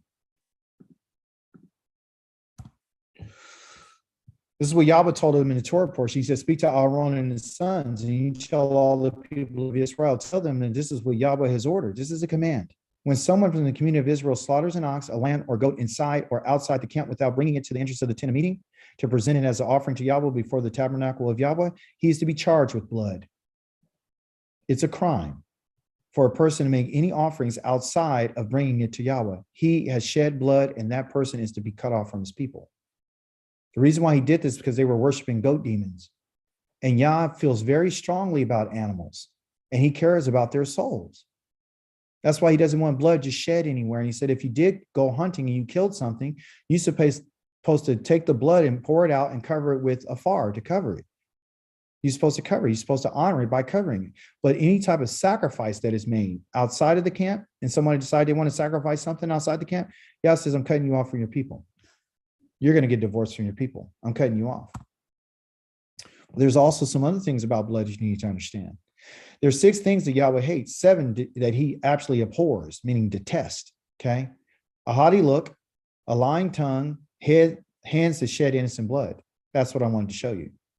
So if you think that Yahweh used the shedding of innocent blood of his so-called son, what they claim to be his son, that they would shed his blood and Yahweh would not hate that, and that's what Yahweh's intention is, to shed innocent blood for the wicked.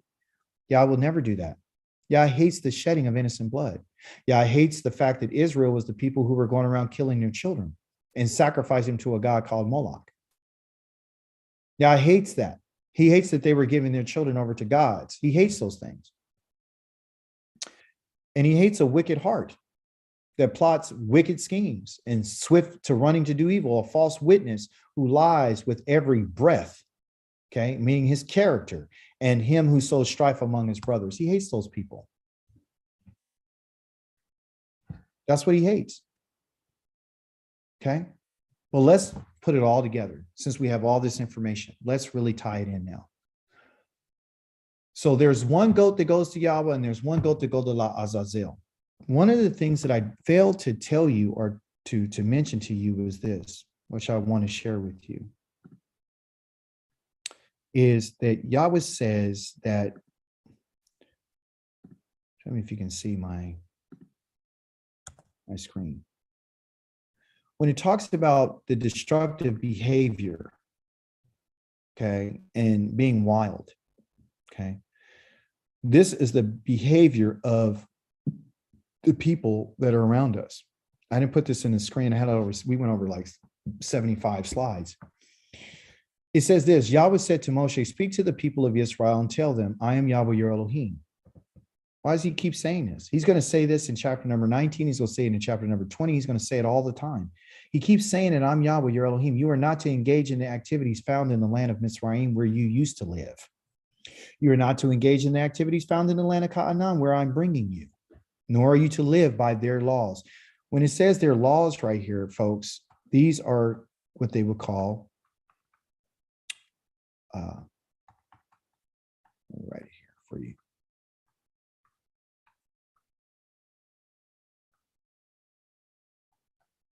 What I've been talking about, the kokim, okay, or kokim, okay, which are statutes and decrees. So Yah's letting us know that in Mitzrayim and in Canaan and anywhere else you live, they have their own laws. They have their own decrees. They have their own way of doing things. Okay. By Yahweh saying that I'm Yahweh your Elohim, he's saying that I need you to obey my rulings and my laws, my kukim. So we find out that Yah's not the only one with kukim. We find out that Yah's not the only one with mishpatim and laws and rulings.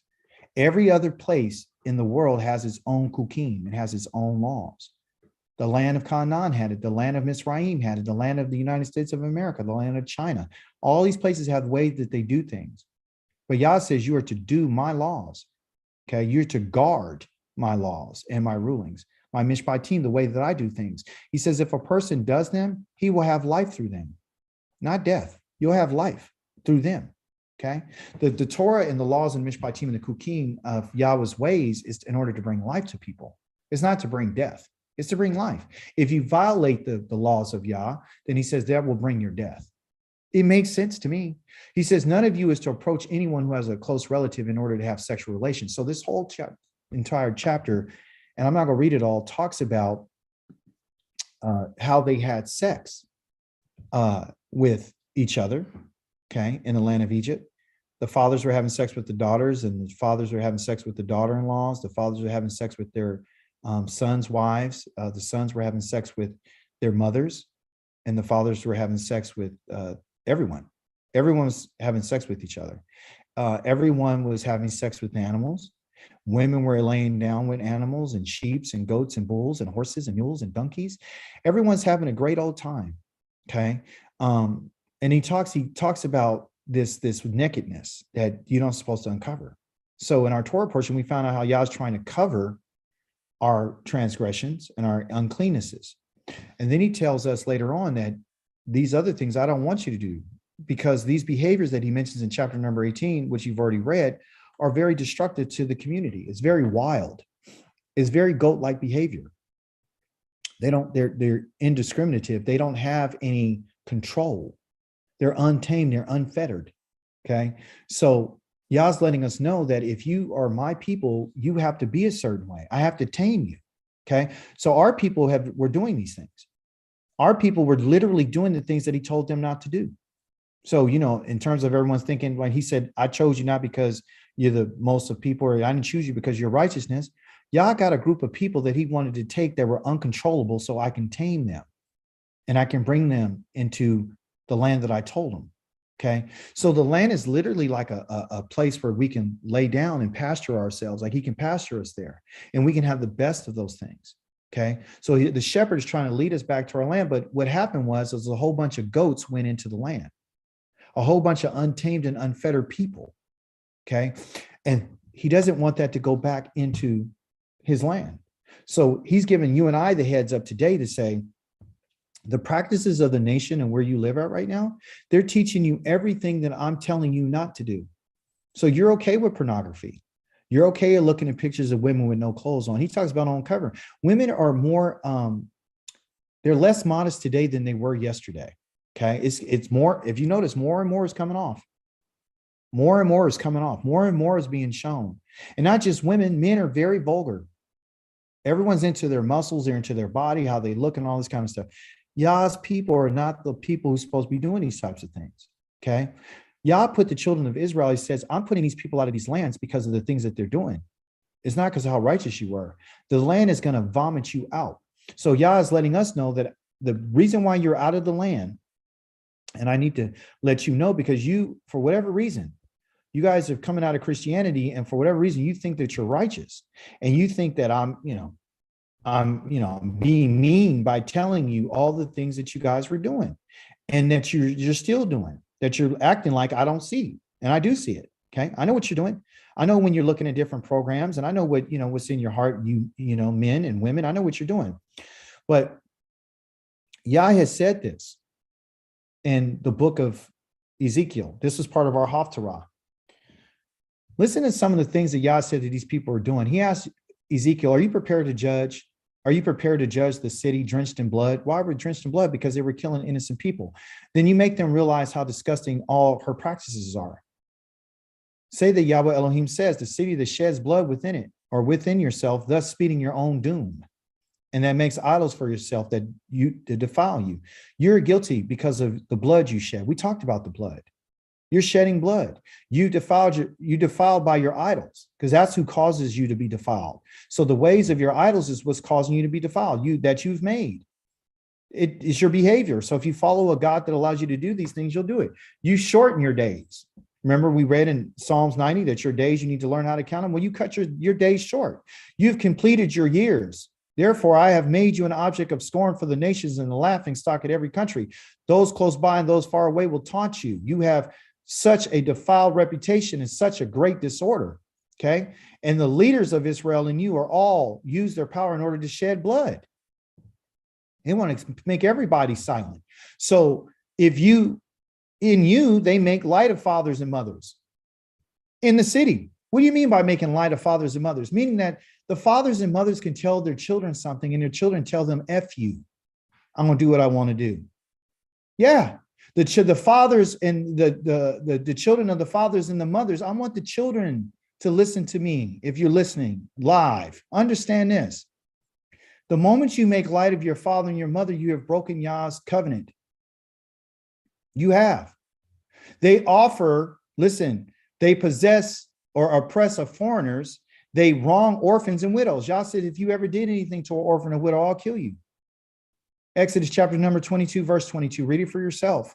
You treat my holy things with contempt. You profane my Shabbats. You put your hand to stuff on things that you shouldn't on the Shabbat. You work on my Shabbat. You go get gas on the Shabbat. You prepare your food on Shabbat.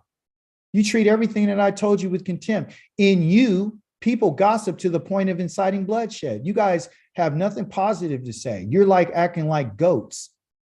You're untamed, you're unfettered, you're violent. And in you, those who go eat on the mountains, in you, they commit lewd acts.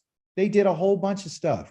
They were involved in all type of sexual acts with each other. They were in threesome, foursomes, orgies. They were doing all this kind of stuff. In you, they commit incest. Brothers sleeping with sisters and uncles with cousins and daughters, and they force themselves on women during their menstrual cycle, which we found out in our Torah portion. You don't supposed to draw near to a woman's on her menstrual cycle. This is what they were doing. In you, one commits an abomination with his neighbor's wife. Yes. Another commits some lewd act defiling his daughter-in-law. Yes. Still another humbles his sister, his own father's daughter. Everything that Yah said in Leviticus chapter number 18, they broke. In you, people take bribes and to shed blood.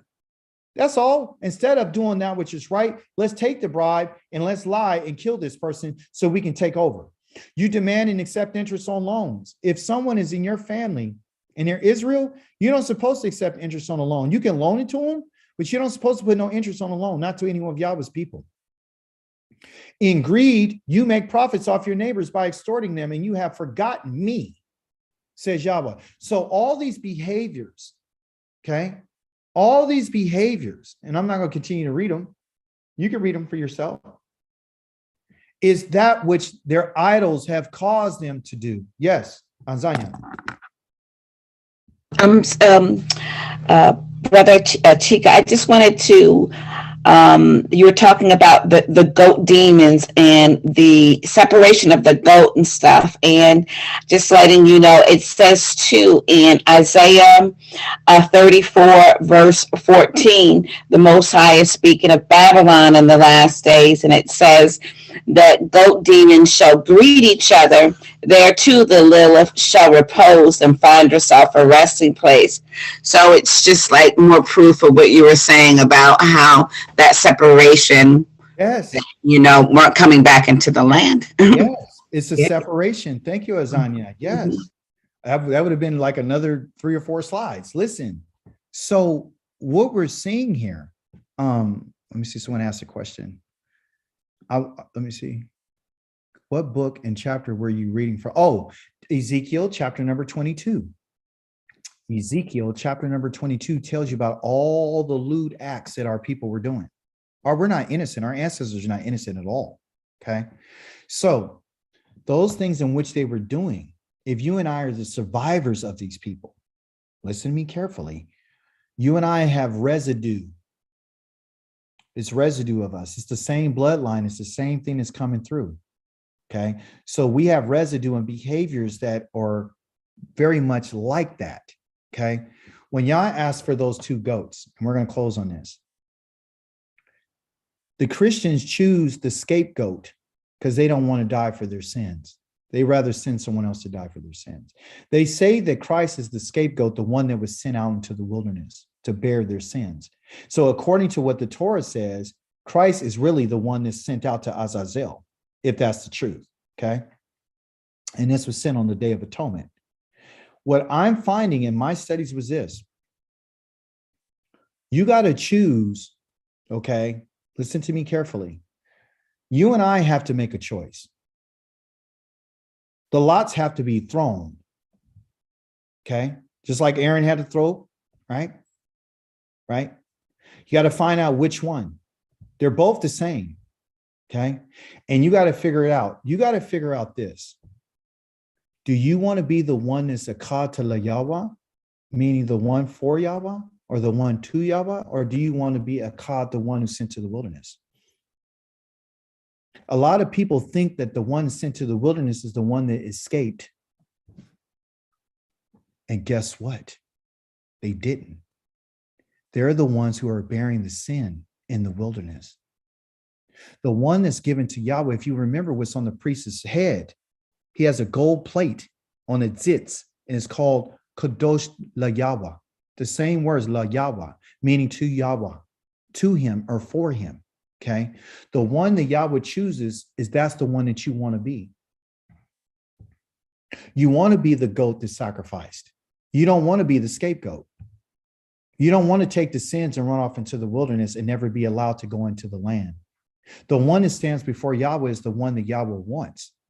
We looked at it wrong. We saw the one in front of Yahweh as the one who suffered death, and therefore that's what you don't want. And I'm going to tell you that is the one that you do want. You want to be the one that Yahweh chooses for him. Remember, it says for Yahweh or for this other place. Azazel means complete removal away from Yah. Okay. Yah's removing the behaviors and the sins and the uncleannesses and putting on an animal, on a soul, and sending that soul away from him. It's not acceptable to Yahweh.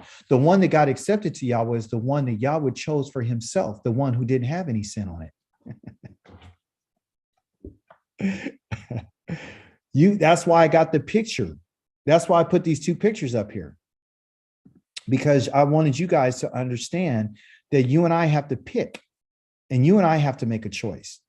It's not just only Yahweh's choice, it's our choice. This is why I chose this in particular thing here. Got a 70-some slide. This is why I chose it. Look at it carefully. I chose it because one is of life and Both have life and vitality. One is supposed to have vitality in a spark. Remember I told you about the characteristics? It's not bad to have vitality and spark and have an idea of a fire burning in you for Yah. But when you have a fire and a desire and a vitality to be nothing but wild and untamed and unfettered, Yah is going to send you away from him. You can turn the vitality and the spark and the fire and the desire to the Creator. That's what he's showing us. You don't want to be the one that gets escaped. You don't want to be escaped. You don't want to be escaped. You don't want to escape from sin. Listen to what I'm telling you. We've been taught, well, you know what? You're a sinner and you're never going to heaven. No, Yah is telling us, I want you to understand your shortcomings and your mistakes. I want you to understand that. It's through your mistakes that you are taught and you learn through mistakes. It's okay to make mistakes, people. Sin is just missing the target. You understand? That's all. And you're missing the target from the desire. And the desire is to hit the target. And you're going to hit it sometimes, and sometimes you're not. Sometimes you're going to make a mistake when you pick up the bow. Sometimes you are. But let Yah tame you. And let him bring you in and let you be the one that he chooses for himself. You want to be the one with the vitality for Yahweh. You don't want to be the one that's separated from Yah. We've been taught all this time that you're the one who want to be set free. A person who wants to be set free from responsibility is wicked. Do you understand what I just said? The person who doesn't want to take responsibility for their life is a wicked person. A person who wants the innocent to die on their behalf are wicked. This is the reason why they were giving their children innocent lives. This is the reason why they took bribes to shed the blood of the innocent, because they didn't want to take responsibility. They're trying to evade to doing that which is right. The only way that you can evade doing what's right is to take somebody in place of yourself. We've been looking at it the wrong way. I don't want to die. I don't want to die. What is death anyway? Death is just part of the cycle. You're going to die. People say, oh, well, you know, in the beginning, we weren't going to die until they ate from the tree of life, knowledge of good and evil. That's not true. If you look at the text, it says, dying, you will die. You were all going to die. They just didn't know they were going to die. That's all. That's all. They just didn't know it. But they chose to know death. They chose to know evil. They chose to know good. They chose to know these things. They chose because they wanted to be like Elohim. They wanted to be like Elohim. Stop trying to pass on the buck to someone else. Take responsibility for your life. Take responsibility for your actions, your conduct. Present yourself to Yahweh, and hopefully the lot will fall on you, as it has for our family, Yaakov. And because the lot has fallen on us, even within the choice or the decision, okay, which we call divine providence, even within that decision that Yah made to choose Yaakov over Esau, he didn't choose Yaakov because Yaakov is more righteous. It was just Yah's decision. It was the lot that fell. And because that lot fell, Yah said, I'm going to choose this in particular one for me. And the other one, I'm going to send it to the wilderness. And if you look at any time that Yah talks about Edom, he talks about destroying him, and he shall be a place of wickedness and a wilderness of wickedness, that I'm going to send everybody off to that place in jackals where there's no life. That's where you're going to go, where nothing grows. It's all at a ruin, and you can run free and do whatever you want to do. So that's the parallel between these two stories. So you and I got to take the two stories and understand, well, what is Yah talking about? If I got to make a choice between two, then he's telling you and I, like Moshe said, today I'm setting two ways before you, life and what? Death. You thought death was being sent. Listen, you thought that the death was the one who got killed and slaughtered before Yahweh. It appears that way, but the one who's really dying is the one who's bearing all the sin in the wilderness. That's the one. That's the one that Yahweh didn't choose. Do you understand? So you and I got a lot of work to do. You see? Any questions, concerns, contributions, comments?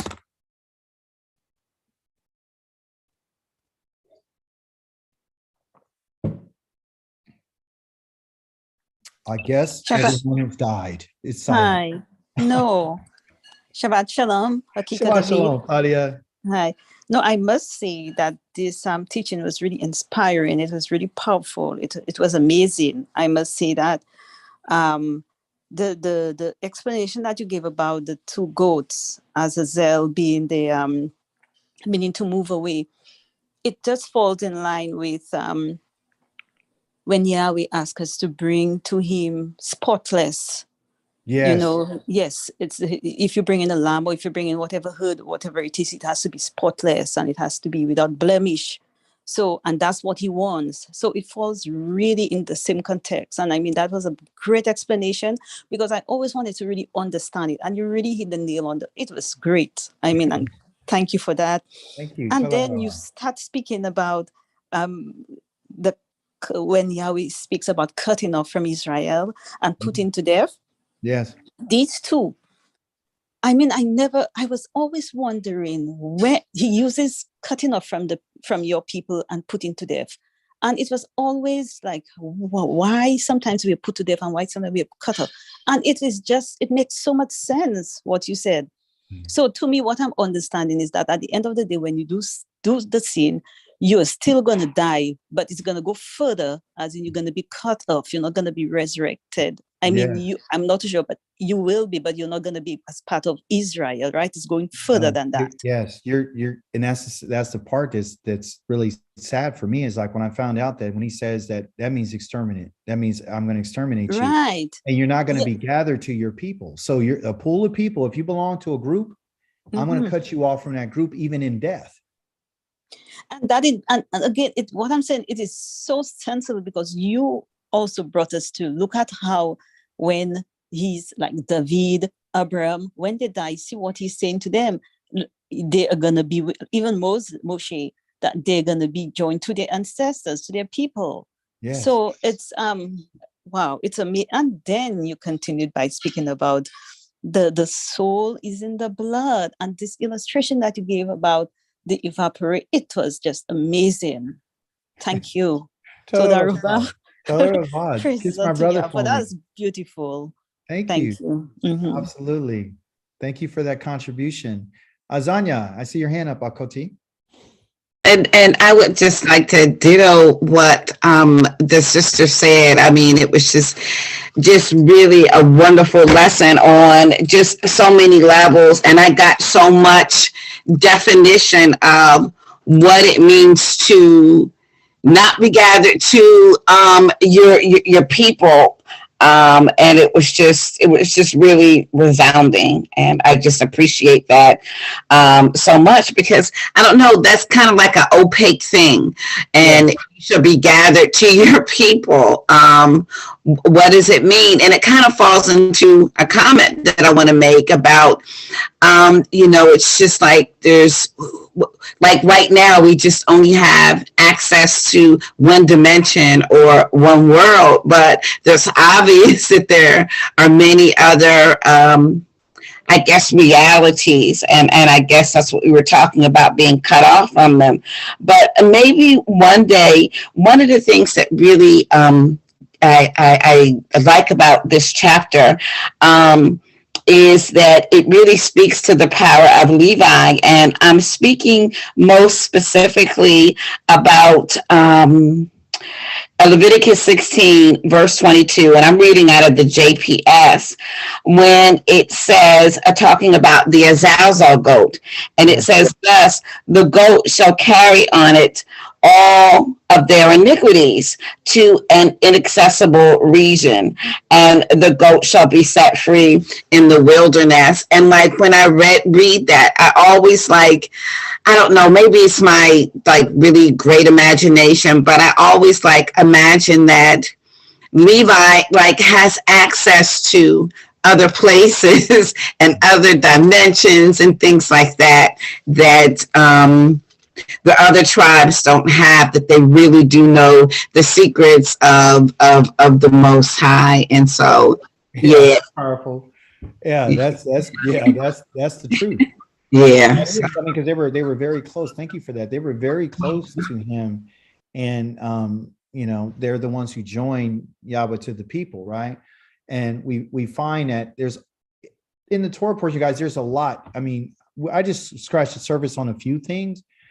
And every time you go through a Torah portion, you're going to find something new. You're going to find something different. So we just took out some elements of that. I want to be clear on that. This wasn't everything. Like I didn't go right into Yom Kippur. I talked a little bit about it earlier this week, but we take what we can from it on this cycle, and the next cycle that we go through, when we come back to it again, it'll be even more. Yah will reveal even more.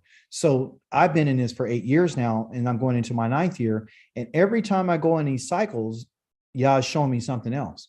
So this cycle, he showed me about out of nowhere, like Esau and Jacob, and how Jacob ends up becoming the other hairy goat by his mother, disguised to be identical. You understand? And having 2 goats that were killed in order to, you know, use for the food, and being, you know, and the father accepting it. I mean, it's so many different things how you can look at this, but you know that Esau is the one that Yah says, I'm going to destroy. Okay. I'm going to make his a wilderness for real. I'm going to make him a wilderness. You read Ezekiel 35, you read Obadiah chapter number 1. Esau hates his brother, period. But the personalities and the traits of twins are very similar. Okay, they're very similar. But Yah is saying, I'm going to take this in particular goat, which is Yaakov, and I'm going to do something different with him. I want him, even though he's wild, he's untamed, and all that. So when you look at the so-called death of the one that he did take, right, the one that the blood was sprinkled, that's the one that's acceptable to Yah. That's the soul. So Yah is asking us to give a life unto him. You right? So look, instead of we saying, well, we don't have any blood sacrifice. Yah says, I want you to give me the soul of you. That's what I want. La Yahweh. That means for Yahweh. The Akkad La Yahweh. You and I have to make a decision if we want to be the soul for him. Do we want to be the one who's willing to be tamed? Do we want to be the one who's willing to learn? Do we want to be the one who's to be corrected? Do we want to be the one who's going to be taught? Is that who we are? You know? And he says, yeah, I chose you, but you got to choose me. See, it's not just about me choosing you.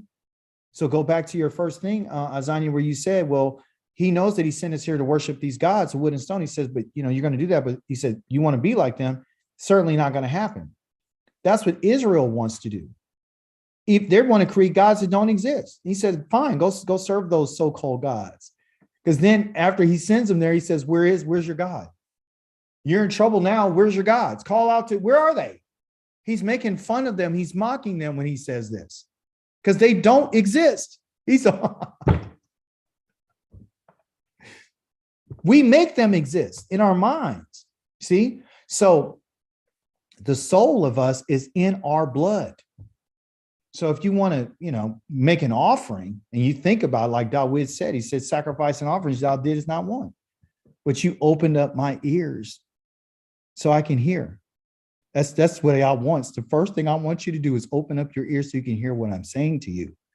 Then after you hear what I'm saying to you, stop being deaf and dumb and blind, then we can start moving some places.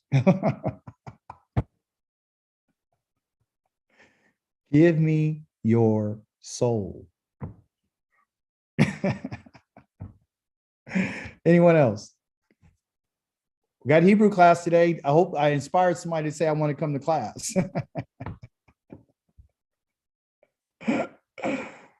Anyone else? Is there another? My favorite movie, Troy. If not, you guys, I say this. I say, blessed is Yahweh, Baruch atah Yahweh, Eloheinu de melech haolam. Thank you, Yahweh. You are Elohim. You are the King of the universe. We thank you for the time we spent with you on the Yom Shabbat, Yahweh. We thank you for the understanding of teaching us. Yahweh, we're not in desire to be the goat that's having a whole bunch of sin put on us, Yahweh. We want to be the goat that's been brought in front of you. We want to be the one who even though we are wild and we've had destructive behavior, we don't want that behavior anymore. We want to be given to you so we can learn how to manage our souls, Yahweh. We want you to be our shepherd. And we don't want to be individuals. We want to be a community, and we want to be taught by you, and we want to learn how to talk to each other. We want to learn how to live amongst each other. We all make mistakes, Yahweh, and you know this. And we thank you, Yahweh, that through those mistakes we can learn. So we say hallelujah, hallelujah, hallelujah. Praise be to the Holy One of Israel. Hallelujah. You guys have a wonderful Shabbat, and Shabbat shalom. Thank you so much. all righty. Shalom. Shabbat shalom, everyone. Shabbat shalom. Toda Rabah. Toda Rabah.